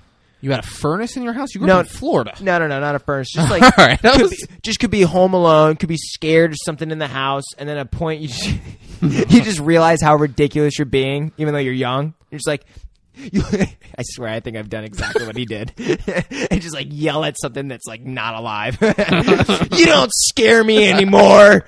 All right, washer machine. Yeah, with your loud noises, with your creaks from the metal, freaking me out all the time. I'm not afraid of you anymore. I'm 8 now. So now Pesci and Marv are in the van. Pesci and Marv. And Pesci's like, go check out the house, Marv. And he checks it out. He goes to the back door. Sounds like a love movie. Pesci and Marv. Yeah, I don't feel it. No? Nah. Damn. I wanted to agree with you there. I couldn't. Yeah, Pesci and Marv. I'm going to write a Pesci screenplay. and Marv. There we go. Write it, Pesci and then Marv. maybe I'll come around. Maybe I'll be like, all right, he's on to something. Marv's the female. Sure he is. You ever watch Bob Hart's Abishola? No. What's that? I don't know. It's a show that they advertise it on CBS. Doesn't look any good. doesn't look like a good show. But it's two overweight people. It's a white man and a black woman, both older. You know, 43% of America's obese. I'm sure. True fact. Surprises me that number's not higher. Damn, David. Yeah. Yeah. Now we know David's perspective on America. Well, I think I'm obese. I think if we did a BMI chart, you got to be at least like 30 or 40%. You're not 30 or 40. I don't know. More like, I guess. Give me a number. Thinking like 19. 19? 20. All right. It's not bad. What are we? I think BMI statistics. No, yeah, it's different. I would fall in obese. I don't think so. I think so. I'm like 5'7", 190. that is God. There's no way they're like a 5'7" person should weigh 190 pounds. No way they think that. Not to shit on you, David, but for perspective, Cody Garbrandt just fought last night, and he's 5'8", and he weighed in at 125. But you know what? Cody Garbrandt got knocked the fuck out. I would have ran through Kai Kara France. Would have ran through him. David would have tackled him, got on top, and just grounded. Garbrandt got knocked the fuck out. Can't be standing with that man, you know? You got to charge him. Yeah. Take him down. Impose your will on the man. Yeah. That's what I do. That's why I love you, David. Yeah. So Marv goes to check the back door, and Kevin notices him, and he does the movie again, but this time with firecrackers. Yeah. And it scares Marv. Marv runs to the van. Apparently that TV wasn't loud enough the first time. Marv goes to Pesci. He's like, Harry, there were snakes and Ace. They were arguing back and forth, and one of them got blown away. Pesci's like, snake? Snakes. I don't know no snakes. Who could snake me? I know that name though. I've heard the name Snakes. Snakes. And then Marv's like, let's get the fuck out of here. And he's like, nah. Let's wait and let's see who it is. We run this neighborhood. Let's see who's coming to the neighborhood. And if we get pulled over and we get asked some questions about a murder, wouldn't it be great to know whose face it was? And Marv's like, that's good thinking, Harry. Yeah. Now we cut back to Mom, and she's arguing there's no flights again, and she's being hysterical. She's being real bitchy about it, honestly. It's annoying. Like, yeah, it's your fault. Like you're putting this on everybody else at the airline as if they had something to do and with the power. With you leaving the house without your fucking son. You're like mad at them. Like, no, fuck you. Yeah, ma'am, I'm really sorry. You're the worst mother in the history of the world. And Willy Wonka, that mom worked multiple jobs and took care of elderly people and Charlie. You're going to Paris flying first class and you fucking forget one of your kids? Your $1,000 fucking coat. You forget your kids. Crazy. Yeah. But fucking John Candy's in this movie, guys. So crazy. John Candy notices it and he's like, oh, what's she yelling about? Goes, whoever's like, let me talk to you for a second. And she's like, all right. And then, guys, he introduces himself, and then I swear to God, I rewound it and did a timer. For 52 seconds, he talks about his music career, hoping she'll know who he is. Goes on about... He heard her screaming. He goes and pulls her over and says, hey, whatever his fucking name is. The Polka King of the Midwest. Polka, polka, polka. Just starts naming songs like, I think you would remember me. I did the song like this. And like for 52 seconds, that goes on. And she just stands there and takes it. At no point she's like, at no point she's like, why the fuck did you pull me over here? Get the fuck away from me, dude. She just rolls with it. She's like, no, it's not ringing a bell. He's like, well, anyway, I noticed you were having a hard time getting a flight. Me and those 10 guys over there are going to rent a van and go to Milwaukee if you want to ride with us. We could drop you in Chicago. That's not a big deal. If you want to ride If you want to ride with us in the van today, that would never fly. Today, this movie is her getting raped in the back of the van by John Candy. Yeah. And there she's like, you'd really give me a ride? That's awesome. John Candy's like, of course. Absolutely. Long as you don't mind a little bit of polka. Come on, look at me and look at the other polkas I got over here. It's not like a good-looking group of guys. It's also not a group of guys you would feel safe with. At all. You'd look and be like, you know what, I appreciate that, but I'm going to figure something out. And at first I was like, oh, they got to be a bowling team. Yeah, that's what they look like. Yeah, they look like a bowling team. Nope. Polka, polka, polka. Polka, polka. Oh, you didn't know that polka? How about polka, polka, polka? He like kept going through these different songs, singing polka. 52 seconds. After 15 seconds, you're like, there's no end to this. Like, dude, you just pull me from the fucking line. I'm trying to get a ticket. Like, this is crazy. Just leave me alone. Get the fuck away from me. She just stands there. She's like, no. I'm sorry, sir. Can you help me or what? Yeah. Is there a scenario where I'm getting helped? Like, this is crazy. Stop it. I actually like that scene too. Well, John Candy. I'm sure he ad-libbed all that. All the funny fat people died way too soon. Way too soon. Him, Belushi, Chris Farley. I wonder if they would have been canceled today. I wonder if they would have took something too far. No. You don't think? Belushi, maybe. Animal House is fucking outrageous. Yeah. That would not hold up today. Yeah, maybe not. John Candy did like John family Candy. comedies, did planes, trains, and automobiles. Like nothing in there. But I was like, thinking even the other, is his name Chris? Chris Farley. Yeah, Chris Farley. I was thinking maybe Chris Farley. Is his name Chris? I'm sorry, dude. I'm just bowing names, bro. Psycho. When's the last time I said Chris Farley? Like 15 years ago? Oh, I say it daily. Yeah, I bet you do. Daily. People will bring up Chris Farley at work. I'll be like, he fucking sucked. just to see, because that's never I love Chris Farley. He's great. And there might be people I work with that are hearing me say this and now learning that I love Chris Farley. Chris Farley's fucking amazing. No, he is. He's funny as fuck. But like, that's not a popular opinion. If you're like, he fucking sucked. You're just a fat guy who did fat jokes. Like, no. Like, not at all. What are you even talking about right now? It's great. That's awesome. So you got your whole fucking work just fooled that you just not all. Like, just people who have brought him up in conversation. Is anyone like overdoing? They're like, hey, David, watch this Chris Farley joke. I know you hate him. No. They just bombard you with Chris Farley shit? No. I'm beloved. I'm going to tell them. I'm beloved and respected at my job, and they would never do some shit like that. No one ever tries to get on your nerves? Never. Not once, not never. Because they know how David will fucking fuck up. Like they know I'm the South Bend shovel slayer. Yeah, you're the new Cody Garbrandt. So I'm better than Cody Garbrandt. The little bitch got knocked out. So next morning, Joe Pesci and Marv are sleeping in the van, and they look out. Kevin is cutting off the top of a tree. And it's weird. He's cutting off the top of the tree. And a small Christmas tree, right? He's just cutting off the top, and then inside later, we see a full-size Christmas tree. I didn't understand that. I think. Did he add it to the top? And we didn't notice. I think the plan was. I think they were like, well, Macaulay Culkin can't go. He's a fucking 8-year-old kid. He can't go cut down a full Christmas tree. Let's just show him doing it, and then we'll have whatever tree we want in there that looks normal. But Joe Pesci sees that, and he's like, it's just a fucking kid here. He's like, it's just a fucking kid. Then he goes over. Kevin's decorating the tree, and one of the ornaments, like the reflection, he sees Pesci, and he's like, and he goes, hey, Dad, will you come help me? Which is smart as shit. Like, honestly, in that moment, I'm surprised he didn't look at the camera and go, ah! Well, Dad, can you help me? Pesci wasn't buying that. No, he didn't buy it. What if Pesci just stood in the window, and he's like, let's fucking see Dad?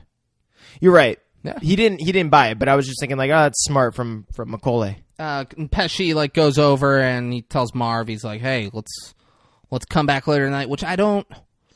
If you're like, hey, let's come back later tonight, there's no... You can't... You have to kill the kid. So that's what he was... Him and Marv were both full on... Because, like... Yeah, like, not like the kid's going to put up such a struggle, we're going to have to kill him, fighting him off. No, like, you can't leave a witness. You know, I didn't take it like that. They go without masks. That's what I was going to say. I didn't take it like that as first, but now that you're saying that, they didn't go without mask. So what were they planning? Like, they would have absolutely had to murder the kid. And they know the kid saw him earlier. There's no scenario where the kid doesn't die. Yeah. The kid has way too much information. Wow, that's dark. I didn't go that deep, David. Yeah. You never do. Ha, that's what she said.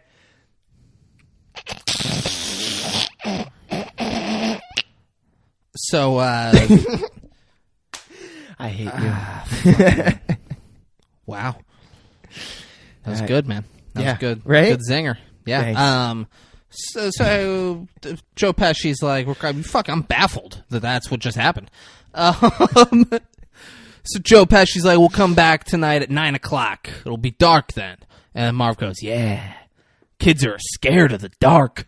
He's like, you're scared of the dark, Marv. And he's like, no, I'm not. He's like, yes, you are. He's like, I'm not. He's like, R2. So just kind of laying the groundwork. Like, they're kind of like children. Yeah. These two guys. They're about to murder a child, but they're kind of children their own.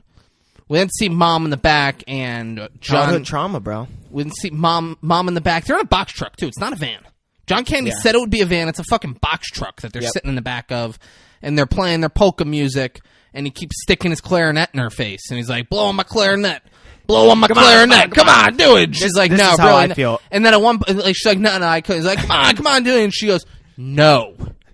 And he's like, all right. He played the clarinet. This is how I feel every time someone either offers me a drink or I go to like Chipotle or some shit, and I'm like, hey, I just want rice and chicken.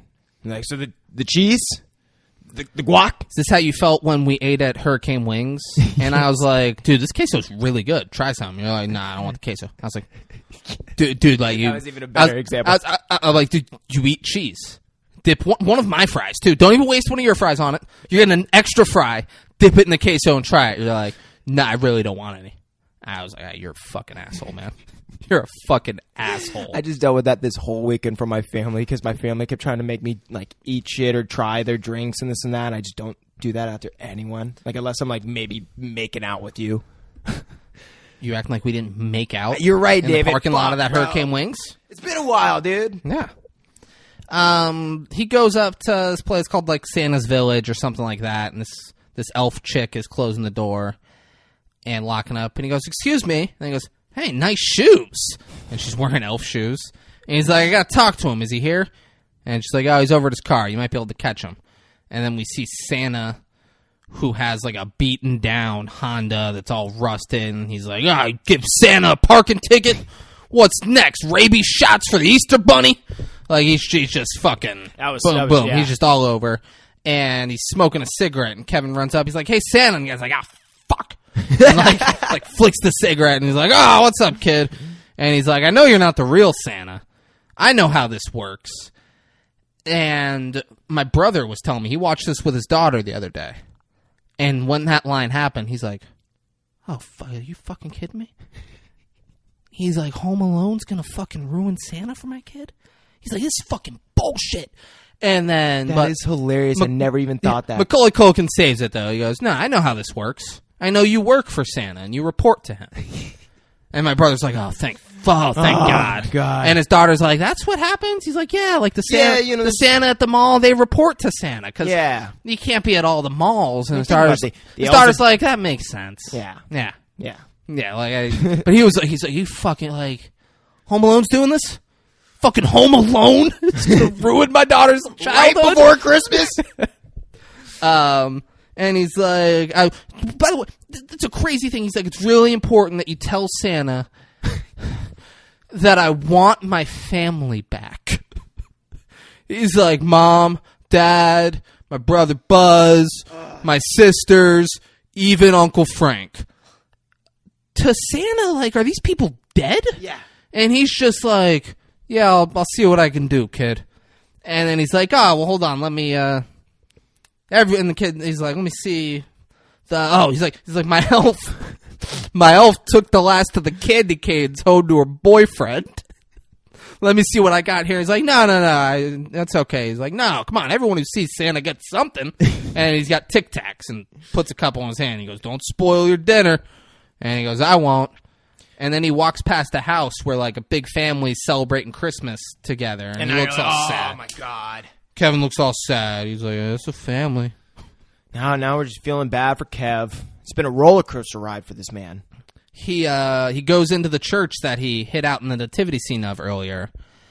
And they're playing, Oh, Holy Night, the stars are brightly shining.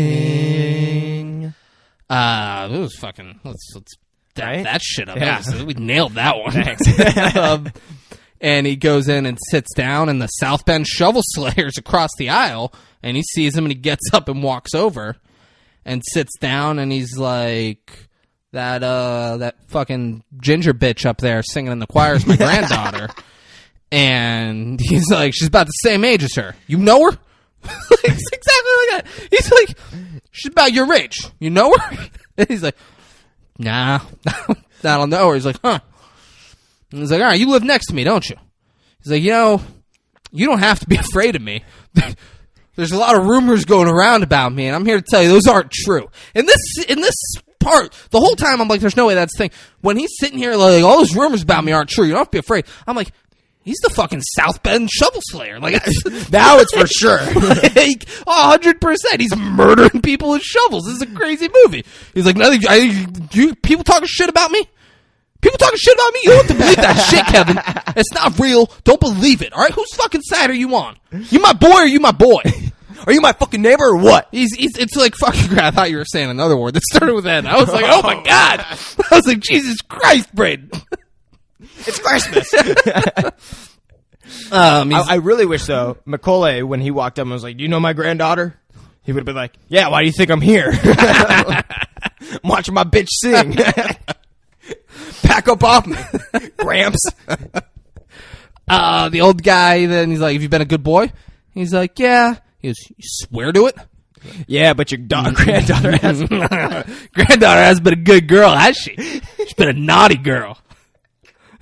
He's like, but he's like, do you swear to it? And he's like, I don't know about all that. And he's like, yeah, I knew it. And he's like, this is a good place to be if you're feeling bad about myself. Macaulay Culkin's like, you feeling bad about yourself? He's like, no. This is a crazy conversation he's having. He's like, I'm here to see my granddaughter. I don't get to see her unless I come here and watch her sing. Her father won't let me. We had a big fight years ago, and he doesn't let me around his daughter anymore, and we don't talk. It's so fucking. This is an 8-year-old kid he's seen in a fucking church that he's scared every time he's been around, and he's like, "Yeah, my son doesn't let me around his daughter anymore."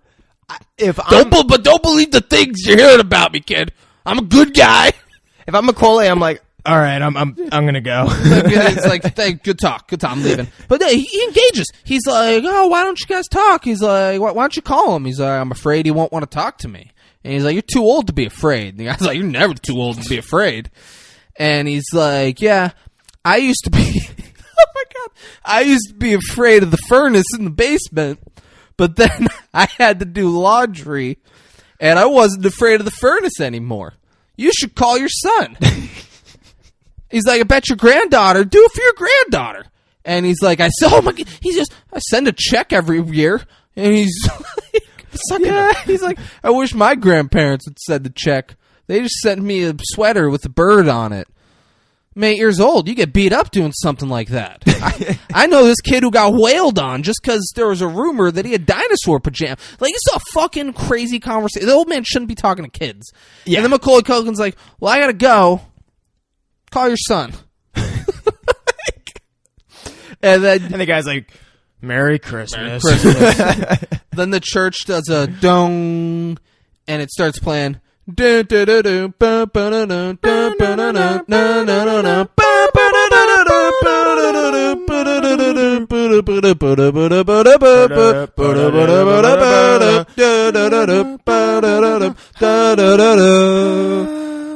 And he runs home with that music going on, and he gets home and he goes, "This is my house.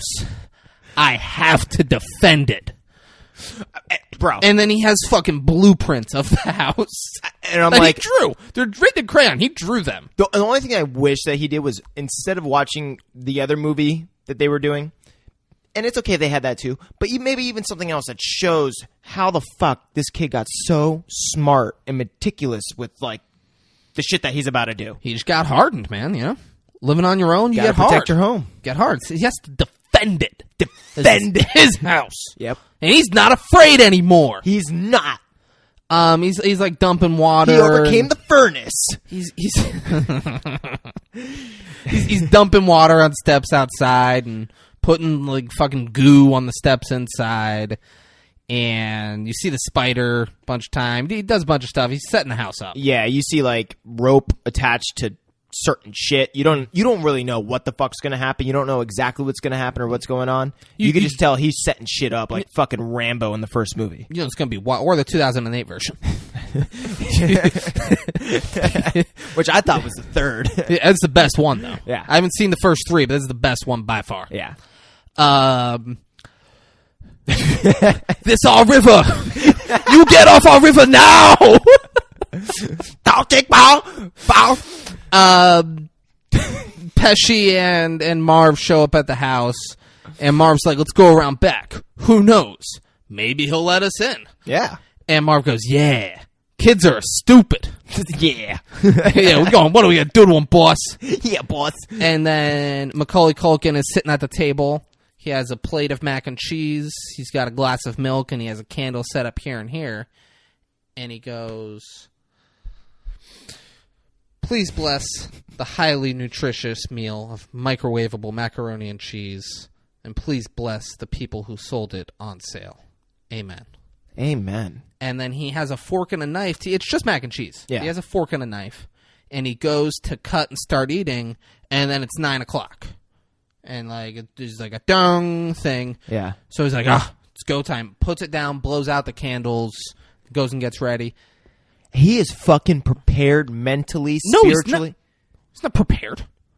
Why did he have that whole nice setup to sit down and have the dinner that he now doesn't get to eat because he took all that fucking time? Well, you're right on that. Eat microwavable mac and cheese, just fucking dump it in a bowl and eat it really quick. It's fuel.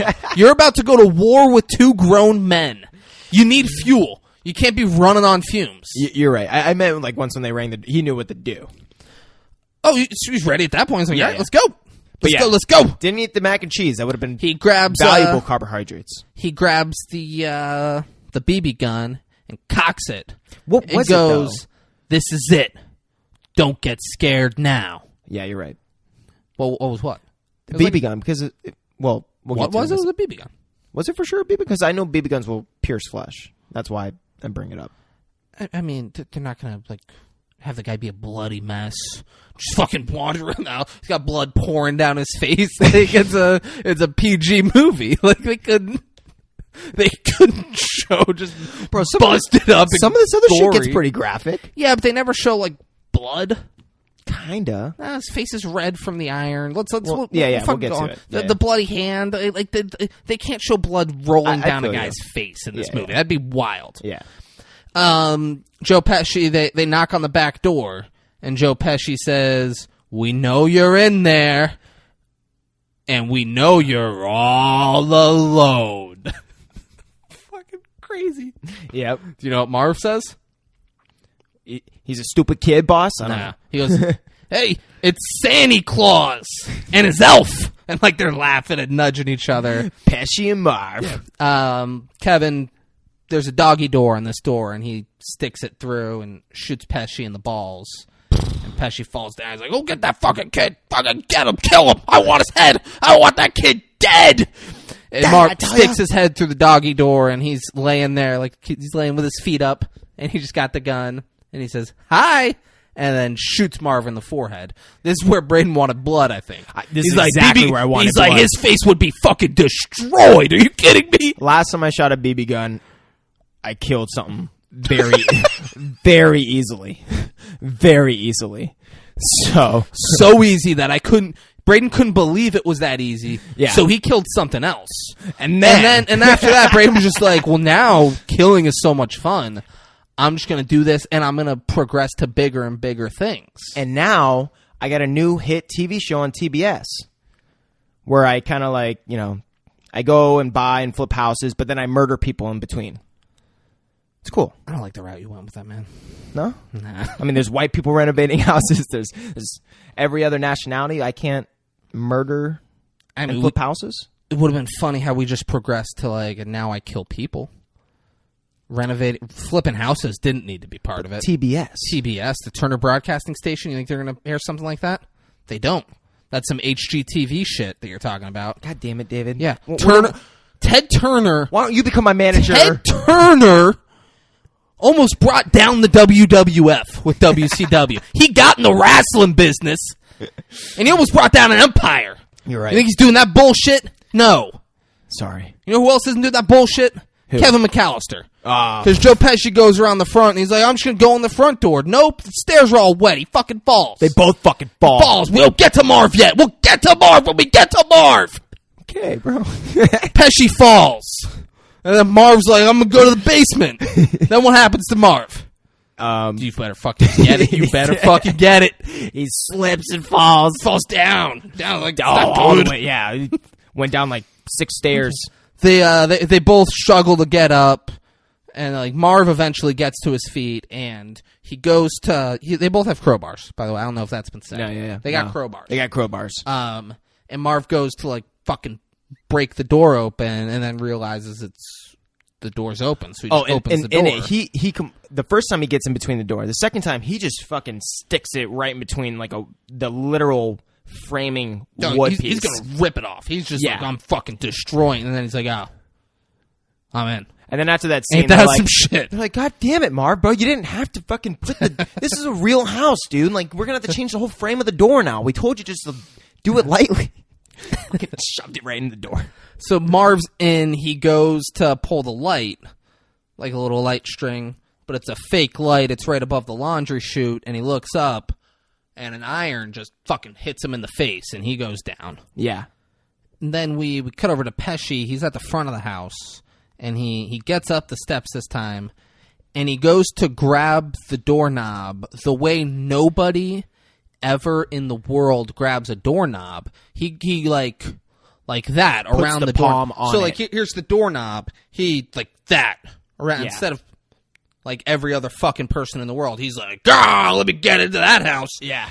And it's a hot doorknob. He put something on the other side, and it heated through the end, so it burned. And he falls back, and he goes and sticks it in the snow, and looks up, and there's a big M burned into his hand. Well, which is just all the evidence you need, you know. But this plus a couple other things that happen right now remind me of my literal childhood, and I don't know if I should go one by one or if I should just do them at the end. I mean, we're here. All right, so for this one, I remember this reminded me when I was a kid. My grandma, I was like literally probably like 4 years old, and my grandma had an electric stove, and it was like glowing red, and I went to go touch it, and my grandma saw it last second. She stopped me and she slapped my hand, and she was like, "Don't you touch that? That's gonna burn your hand. It's hot. That's why it's red." I go, "Okay," and she's like, "You better not touch it. You won't touch it, right?" I go, "I won't." The moment she walked away, I put my whole fucking hand on the thing. Burnt my whole fucking hand. Looked at my hand just like Pesci did. I was like, yeah. It gets worse. We'll keep going. Let's jump in. The way, so like, I thought that story wasn't going to have you sticking your hand on it when she walked away. And I was gonna be like, you know what, man, let's stop it with these stories. If your story was you were a kid, you were gonna touch a hot stove, but your grandma told you not to and explained to you why not to, I was like, let's just move on. No more stories.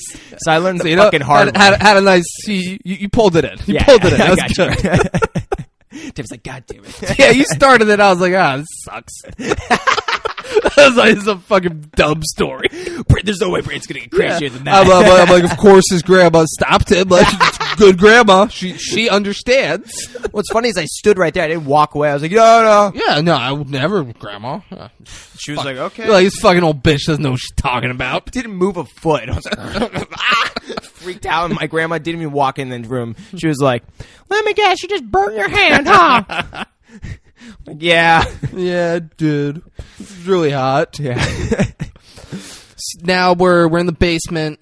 Oh, but Pesci, he freaks out and he fucking slips down the stairs. Yeah. Slips down the stairs and goes over to the snow and sticks his hand in it to cool it off. Marv is in the basement, and the stairs in the basement up to the house are covered in tar. Yeah. So, like, we cut to Marv, and his shoes are stuck in the tar, and he's still up, and he's like, his last sock is stuck in the tar, and he's kicking it off. Which is so stupid. Why would you keep going? Yeah, you're like, all right, you're going to tear your skin off your foot? Yeah, you figure something else out. You Yeah. just go, oh, well, eventually I'll get there. Yeah. Eventually I'll run out of things to lose. 10 more steps. And he goes, and the next step has a nail in it, and he steps in the nail, and he goes, ah! Grabs his foot and falls back. Story time.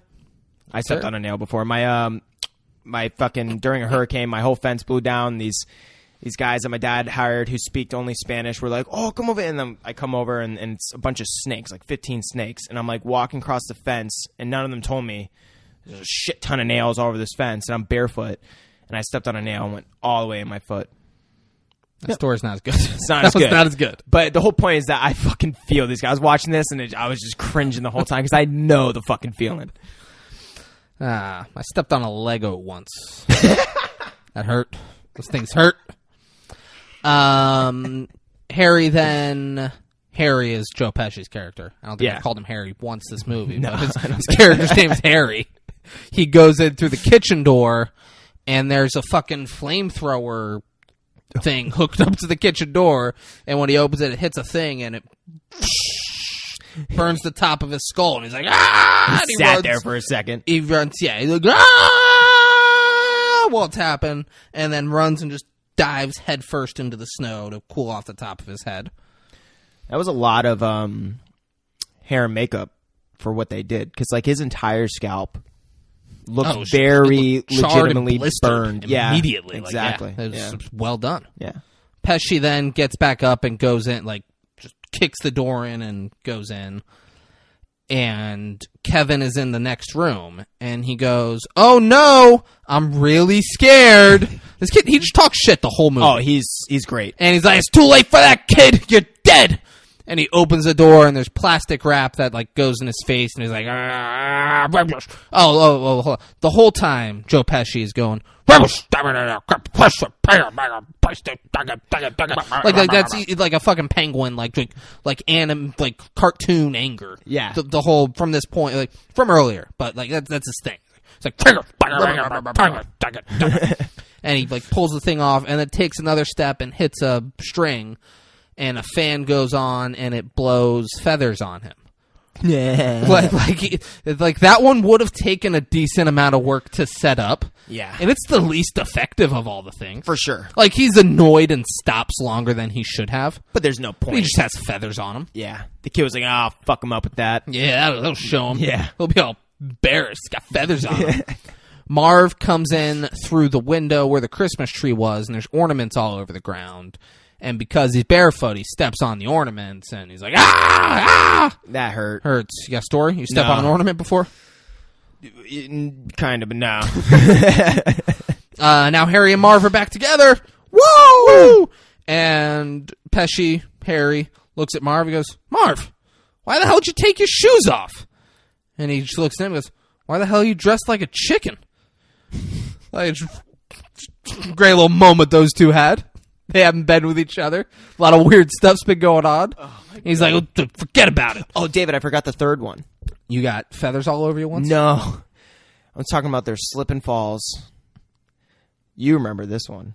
Ah, I remember that one. So me and David were doing some stupid shit when we were like 12 years old, and I'm getting dropped off at the mall. And as we're getting dropped off, I noticed my mom and my sister in the car, and I noticed my sister noticed me in the other car getting dropped off. And So it was someone she's friends with or something. yeah. So she, Like that, so she knew the car. yeah, so she knew the car that I was in. She saw she might not even saw it. She might have just knew the car, so she wanted to follow the car maybe. Because it was one of her friends' car, and so my mom's like now following us, and I'm like, "Oh, pull over here!" And like this is like one of the entrances to the food court, and it is pouring right now. You know, Florida, just bipolar weather. We're running in, and it is. I don't think since then I've ever seen the mall so packed, or at least at the front near the food court, because it was pouring, raining. So all the people that were going to leave the food court were like, we're just going to wait out the rain. It's that bad. We're running into the food court. And it's like the last couple steps before you're like underneath the building to where there's no more rain. And I slipped so hard as I ever slipped. I remember looking straight up at the sky and seeing my feet over my face before I hit the ground. That's how hard I slipped. And so I ate shit, like ate it bad. David's dying laughing. I'm like, I can't let my mom see me still. Run inside. There's literally like 100 fucking people at the front, and they all start applauding, clapping me. And it was probably one of the most embarrassing moments in my life. You needed to own it. You needed to just like get up and be like, yes. Instead, I was like, let's go get Chinese Just chicken take real a quick bow. and sit in the fucking booth. The chicken was so good. So good. If you're in the Palm Beach Gardens area, go to Chinatown at the Gardens Mall. Get honey chicken and lo mein. Won't be disappointed. I get the teriyaki in, but yeah, it's delicious. Honey chicken and lo mein is better. Maybe. Oh no, it's a fact. But yeah, those are the things that happened to me. It brought me back to my past. I'm like, oh my God, I feel these guys. So, Macaulay Culkin's talking shit again. He's like, I'm up here, you morons. He's at the top Come of and the get stairs. me. And they, He's at the top of the stairs, right? He's at the top of the stairs, Yeah, yeah. yeah. And they run and they slip on. He has like toy cars and shit that they slip on and fall. He's just good because he got their attention. They did not see the cars at all. He's fucking... And he says to him, you guys give up or you're thirsty for more?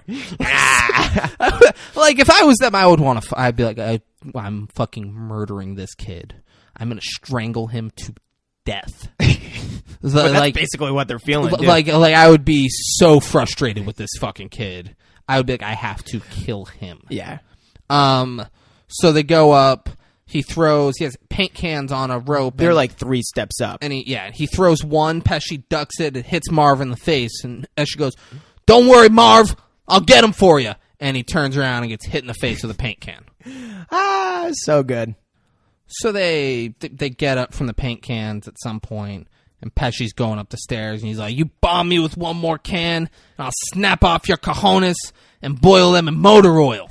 Damn. This is still an 8-year-old kid. He's like, I get it. The kid's been doing some shit. This is an 8-year-old kid.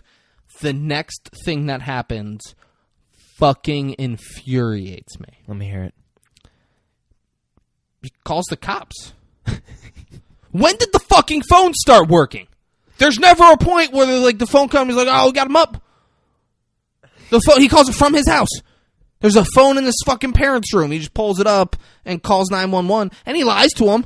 He's like, my house is being robbed. The name's Murphy. I live at whatever. He says he's the fucking Murphys. It'd be better to say I'm an 8-year-old kid being robbed. I need help now. Call them before any of this nonsense happens. Yeah. What? You know these guys are coming to rob But you? also, the filmmakers, let us know the fucking phone works. Yeah. They did such a great job at covering all their bases, and now the phone just works. Yeah. It'd be great Show if, us a fucking phone truck, leave it, a note on the door that's like, hey, you're good to go. Something. Or another voicemail kind of thing. Yeah. Anything. Yeah. Nah, it just works now. Yeah. It just works now, and he calls the cops. Yeah. Calls him, says he's Murphy. Come over here. He then runs through past the stairs again, because he went a different way. He needs to go back that way. Yeah. And Pesci and Marv are there. Pesci tries to get him, but trips over a wire that Kevin put out. Marv dives and grabs his leg. This is the part that pissed me off. how much of a struggle it was? Yeah. With the fucking He has the full grip of his ankle. With both hands. Both hands are around the kid's ankle. It's and like he's 35-year-old guy in his prime. Get over here, kid! And the kid's like, get off me! To the point to where he could reach up another 5 steps to a tarantula. Yeah. The tarantula was there. And it was a fight. And somehow, after like a long fight, he was able to get the extra step and grab the tarantula, which I was kind of surprised, like not surprised, but I was like thinking like, oh, how are they going to do this? Like I haven't seen this movie in a while. He seemed pretty gentle with the tarantula is my whole point. Cause you got to grab a live tarantula and throw it on the actor. I was thinking like this kid's going to fucking squish it in his hand. Yeah. Me a new tarantula. This is so gross. But yeah, he places the tarantula on Marv's face, and Marv has a delayed reaction and then freaks the fuck out. Loses it. As you should. If a big hairy spider is on your face, you should freak out. I would freak out. Yeah. But it's funny the way that they had him freak out and not move. So he just sits there and screams as it's on his face. And you know. The tarantula then makes its way to Joe Pesci's chest, and Marv gets up and has the crowbar. And as one would. Joe Pesci's like, "What are you doing, Marv?" So they stop. Marv's like, "Don't fucking move. I love you. Hey, you're my rock. Hey. I would never hurt you. All right, ever. All right, you need to trust me. All right, just don't move. Daddy's gonna take care of you. I love you." And he swings the crowbar, and the spider moves, and he just hits Joe Pesci in the chest with a fucking crowbar, which would fucking destroy him. Yeah, it's a crowbar, and he hit hard. Like his chest would be swung caved in as hard as he possibly could. Your whatever bone that was in the way is broken. Kevin then zip lines from the house over to his treehouse. I was like, bullshit. This kid is not hanging on to this shit. We saw him set up a thing earlier. Zip lining's easy. I don't think that would have been. That's where you draw the line. You're calling bullshit on that. I think he would have made it. I think he would have been fine. I think he would have been fine. Like, if you think about it, I guess he had it hooked up a certain way that maybe we just couldn't see it that well. Because like if it's just underneath the handlebar, it's going to slide and you're going to be all over the place. The handlebar had like a... Yeah, that's what I'm saying. Like he must have had something So like the rope went through this on the handlebar. So it went through. Okay. Yeah, he didn't need to balance anything. He just needed to hold on. Okay, well, that makes a little he more for sense. sure would have. They get up there and they get to the window and they're like, "Where'd he go?" And Marv said, "Maybe he committed suicide." He's like, "Oh, maybe he committed suicide." And like they're looking around like, "Uh-oh." And Joe Pesci's like, "That's crazy." After all this success, he's just like, "I'm just going out, done, going out on top. I can't do it. I ain't going out on top." It's all downhill from here, baby. Let's take the plunge. Woo! Kevin's over there and he's still talking shit. He's like, "I'm over here, you big horse's ass. You better come get me before I call the cops." And Pesci is just confident. He's like, "All right, let's go, Marv. We got it." He's like, "Go, we'll climb across the rope." Marv's like, "What? No, I want to climb the rope." He's like, "Climb the rope."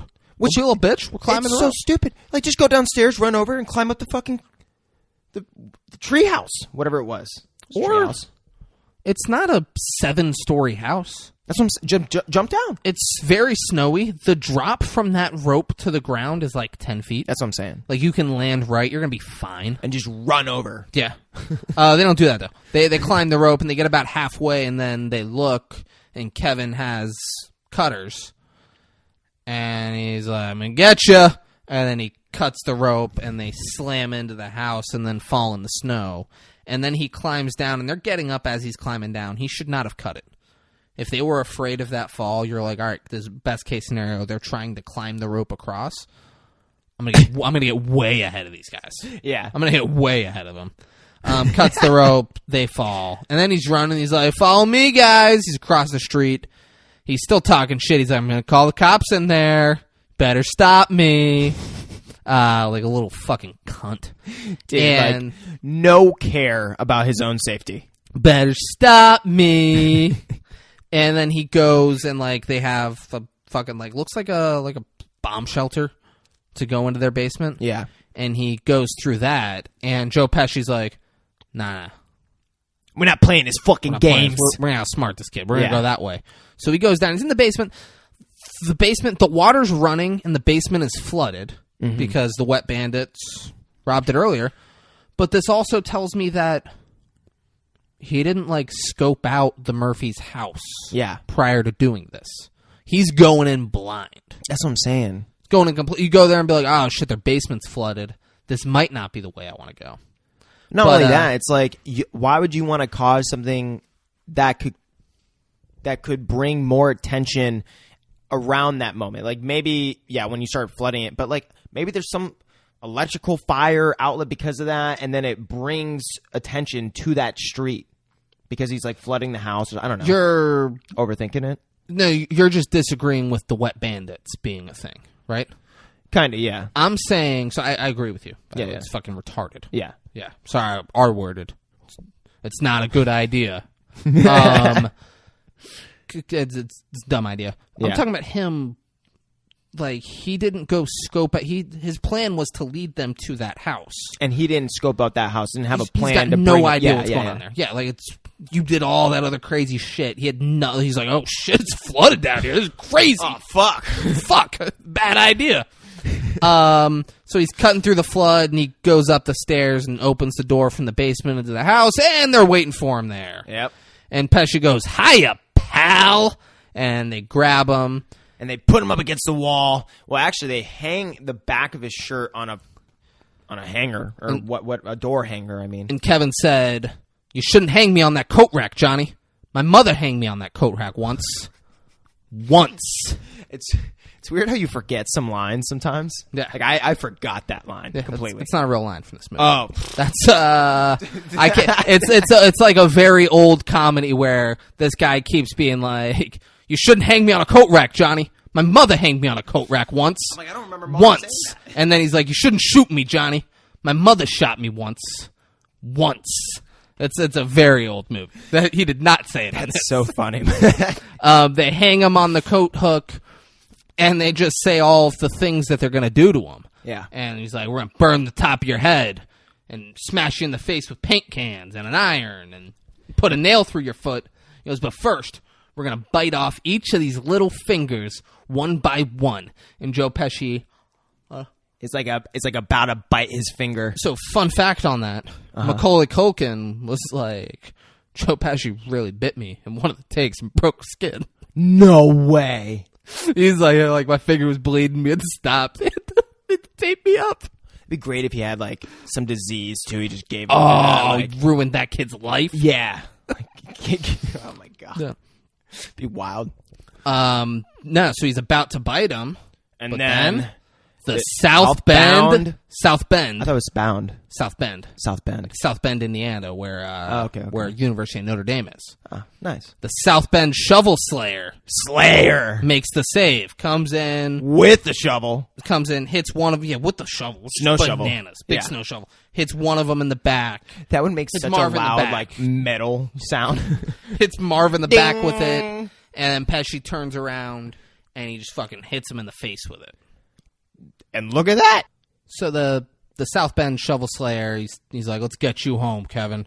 And they leave, and then we see the police all show up at the house, and they're arresting Pesci and Marv. The old man didn't stick around to talk to the police or have Kevin stick around to talk to the police. Yeah. What the fuck? It's baffling. Maybe they thought like, oh, we're just right across the street. They'll fucking come talk to us. No. Right? The old man is actually a murderer, and the cops been looking for him. Like, I'm just thinking, did anyone turn off the faucet? I mean, I'm sure the cops did. Be great if the I'm cops sure the were cops like, were just like, "No, this is what they come home the to city now." will turn off the water. Yeah, they. But as they're taking them out, the cops say to them, "Yeah, real good move leaving the water on. Now we know every single house that you hit. We've been looking for you guys for a while now." And Marv's like, "Remember, we're the Wet Bandits. And that's W-E-T." Hey, shut up! He's like, "Shut the fuck up!" Kicks him. And then he's getting put into the cop car, and Pesci's like, "Hey, watch the head," because I guess the cop. Which I'm like, I'm sure that wasn't in the script, and I'm sure Pesci was like, "I understand what my character would be going through." Yeah, which is awesome. His head would have gotten burned to a crisp. He's like, "I don't want you touching it." Yeah, which is good. That's good awareness on his part. Kevin he watches them get arrested, and as the car's pulling out, he just, like a cocky little bitch, just smiles and waves at Joe Pesci. Yeah. To the point where, like, I know what happens in Home Alone 2, but I wish it was that Pesci and Marv just beat him to death. It just turns to a really fucked up Goodfellas scene. Because like, Pesci deserves the win after this. What's so fucking funny, eh? No, what's funny? How am I funny? How am I funny? Do I amuse you? How am I funny? How? Um, But nah, I can just see it now. Pesci probably still has the rage. He's like, man, my character never got any fucking justice in that movie. Like, very egotistic about it. Like, this kid fucking showed me up for 2 fucking movies. They told me Home Alone 2 I was going to get a rebound, then I fucking didn't. Like, come on, bro. I only did it for my agent. Kevin's putting out cookies and milk for Santa. And the song, Have Yourself a Merry Little Christmas, is playing. Which, how much of a mindfuck would it have been for him? Like, he puts out cookies and milk for Santa, but like, Santa's not fucking real. So the cookies and milk don't try to be funny and be like, "Well, Santa's not real," because we already talked about. I actually this wasn't earlier. gonna do that. Look, your face. I was like, he's gonna do this dumb joke. Come on, let's just fucking move past that. That would have been good. How much of a mindfuck would that be? He wakes up like no presents and the cookies and milk are there. He's like, "Oh fuck." And then start connecting the dots. Yeah, he's like- and then just like start breaking Like, it's been down. Mom. And then when the family gets back, he's like, "You motherfuckers, you lied to me about Santa. You fucking lied to me about Santa." He's fucking losing it. That would probably be the most memorable ending you could have. We let John Candy's in the back of the van with the mom, and she's like, "I'm the worst mom ever." He's like, No, you're not." He's like, "This guy who sees his kids once a year. That guy, we just hope his kids don't write a book about him." He's like, "I left my kid at a funeral parlor all day, and he didn't talk for 6 weeks after. Kids are resilient." She's like, "Can we not talk about this?" He's like, "You brought it up." Yeah. He's like, "You brought it up. I was trying to make you feel better." And guys, that is the last scene we see John Candy in. It's fucking like, like crazy. Like, "You fucking brought it up, lady, all right?" Thank you. Not even like anything. Yeah. Kevin runs downstairs. He's yelling Mom, but Mom isn't there. She's then upstairs just sadly staring at a family picture, and he hears the door open and comes downstairs, and his mom's there. She goes, "Kevin." She's like, "Merry Christmas, sweetheart." And he just stares at her from a distance, and then she like gets down, takes a knee, and just, "Kevin, I am so sorry, sweetie." And that's all he wanted to hear. And then he smiles big and runs at her, and they embrace. And he goes, "Where's everybody else?" And she's like, "Oh, sweetie, they wish they could have been here." And then they all just come in the fucking door. And Dad's like, we took the Friday morning flight that you didn't want to wait for." It's like, we got here it. the It exact looks like we same got fucking 30 time. seconds after you. You went through all that shit. You gave up all your jewelry to Ed's wife. How much money did you fucking spend, huh? And you could have been raped by John Candy and the Polka Polka crew. Polka. Like, that's fucking crazy. They all come in. Buzz is like, "It's cool that you didn't burn the place down." And the mom's like, "We got to see if a store's open. We got to go shopping. We don't have milk or eggs." And Kevin's like, "I went shopping." And Dad goes, "You went shopping, huh?" Now they're all looking at him like... Dad goes, "You went shopping, huh? Funny guy." It's the fucking dumbest thing. And they all look at him like, "Oh, that's nice." Yeah. They all leave. Yeah. Like They all like go about the house. yeah, about the house. But it's just funny. It's like it was like 20 seconds. Yeah. Just 20 a quick seconds like, of a "Hey, reunion. how's it going? Glad you're alive. Oh, you went shopping? Great. We're going to go eat the shit that you bought." Dude, Yeah. blows me away. Not even hugs. Dad finds the gold tooth on the ground, and he's like, "Hey, what's this?" And Kevin looks. He just kind of ignores it, and he looks out the window, and he sees the South Bend Shovel Slayer. Yep. And he's hugging his He's hugging granddaughter. his granddaughter, and his son. But here's the thing: his granddaughter. Did you notice anything about her?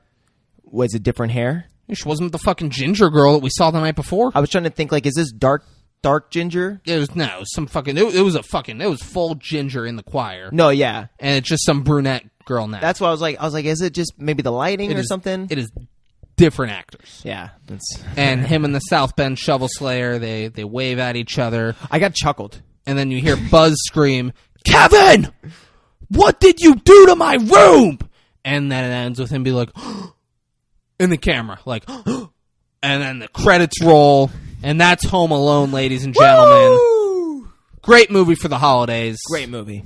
If you've never go watch it if you've never seen it. It is fun. It is if a you've fun seen movie. it, you're fine. Yeah, you're fine. Yeah, I don't know.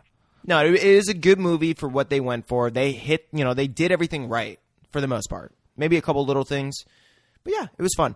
And I think the one thing that I think they changed in the other movies that they didn't do as much in this movie was more sex tactics from the child to the bad guys. It's like there was more scenes with the bad guys. I think like longer scenes of like them fucking up against the kid. Like I don't think they spent as much time going over him being home alone and the family stuff. Because it seems like if you think about the movie, it's like the last like 15 minutes, 20 minutes, 25 minutes maybe that Pesci and Marv are actually like going up against the kid, So I think like is it longer in Home Alone 2? I'm pretty like I'm saying like I think like the duration of the movie there's more of the antagonist versus the protagonist. So like the background, yeah. All right, yeah, good stuff. Yeah, what movie's all good guys versus bad guys, start to finish? The Nutty Professor. You're goddamn right. Eddie Murphy just won't quit. He won't. He's going against those bad guys, start to finish. Guys, if you haven't seen The Nutty Professor, I highly suggest it. But the movie we're doing next week, there's a big debate as to whether or not this is a Christmas movie. And guys, I'm going to be honest. I've inserted myself into arguments about that, saying that it absolutely is a Christmas movie, and I've never seen this movie. Holy shit. If you've ever been on the other side of that argument against me, just know that if I beat you in that argument, you're a fucking moron. Because I've never seen this movie.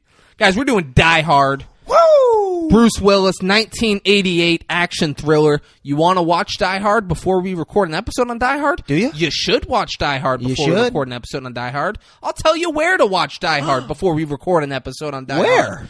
You can watch it on Peacock, Amazon Prime Video, Hulu, Sling TV, there you go, or Fubo TV, all with a subscription. If you want to rent it, you can rent it on YouTube, Google Play, Apple TV, or Vudu for $3.99. Look at that. Look at that, guys. Go watch Die Hard. And guys, if you're watching this and you haven't hit that subscribe button, hit the subscribe button. Hit it. Guys, it takes a second. It means nothing to you, and it means the fucking world to us. Do it. It means the world to us. Do it. Guys, that's how we're going to make millions off of this. Do it. Millions of dollars. Just do it. Guys, like it, leave a comment, leave a review, leave a rating. Let us know what movies you want to see. Please. We want us to review a certain movie for you. Don't pick a comedy. I got a text today, someone saying do Talladega Nights, and I haven't responded to that text yet, and I will. But, like, I can't review a Will Ferrell movie. Like, Will Ferrell, I peg myself to be a pretty funny guy. Yeah. Will Ferrell is so much funnier than me. I can't do a podcast where I make a Will Ferrell movie funnier. We don't have more cowbell. It's Will Ferrell and Sacha Baron Cohen. Yeah. Maybe the two funniest people on the fucking planet. What am I going to say? It's just me and Dave. I'm going to be like, Will Ferrell made this one really funny joke, and then Sacha Baron Cohen did this other really funny joke. It was so funny. And then John C. Reilly did this really funny joke. Like, I can't. That's all this would be. And you'd be like, this is a dumb podcast. Why don't you just go watch the movie? Yeah. Very poorly, re-say the jokes. It's just not going to come across well. It's not. It's really not. But guys, if you got better ideas for movies, DM us on Instagram. That's at 56Kings. FIVESIXKING. S. Or send us an email to our Gmail account. That's 56kings@gmail.com. FIVESIXKING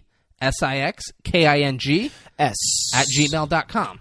Guys, thank you for listening. Thank you for watching, guys. This is going to be our first video on YouTube. First, full episode video. Woo! Check it. If you're listening to this audio, fuck you, you're a moron. Go watch it on YouTube. It's way better. We're wearing Christmas clothes. Look at that. Who'd have thought the 56 Kings would wear Christmas clothes? Not me. Not me. I never thought this day would come. I mean, look at my hat. Yeah. But guys, Thank you for watching. Thank you for listening. Tell people about us. Go to Subway. Tell them the 5'6" King sent you. I love you all very much, and we'll see you next week. Peace out. Bitch, I'm from Palm Beach,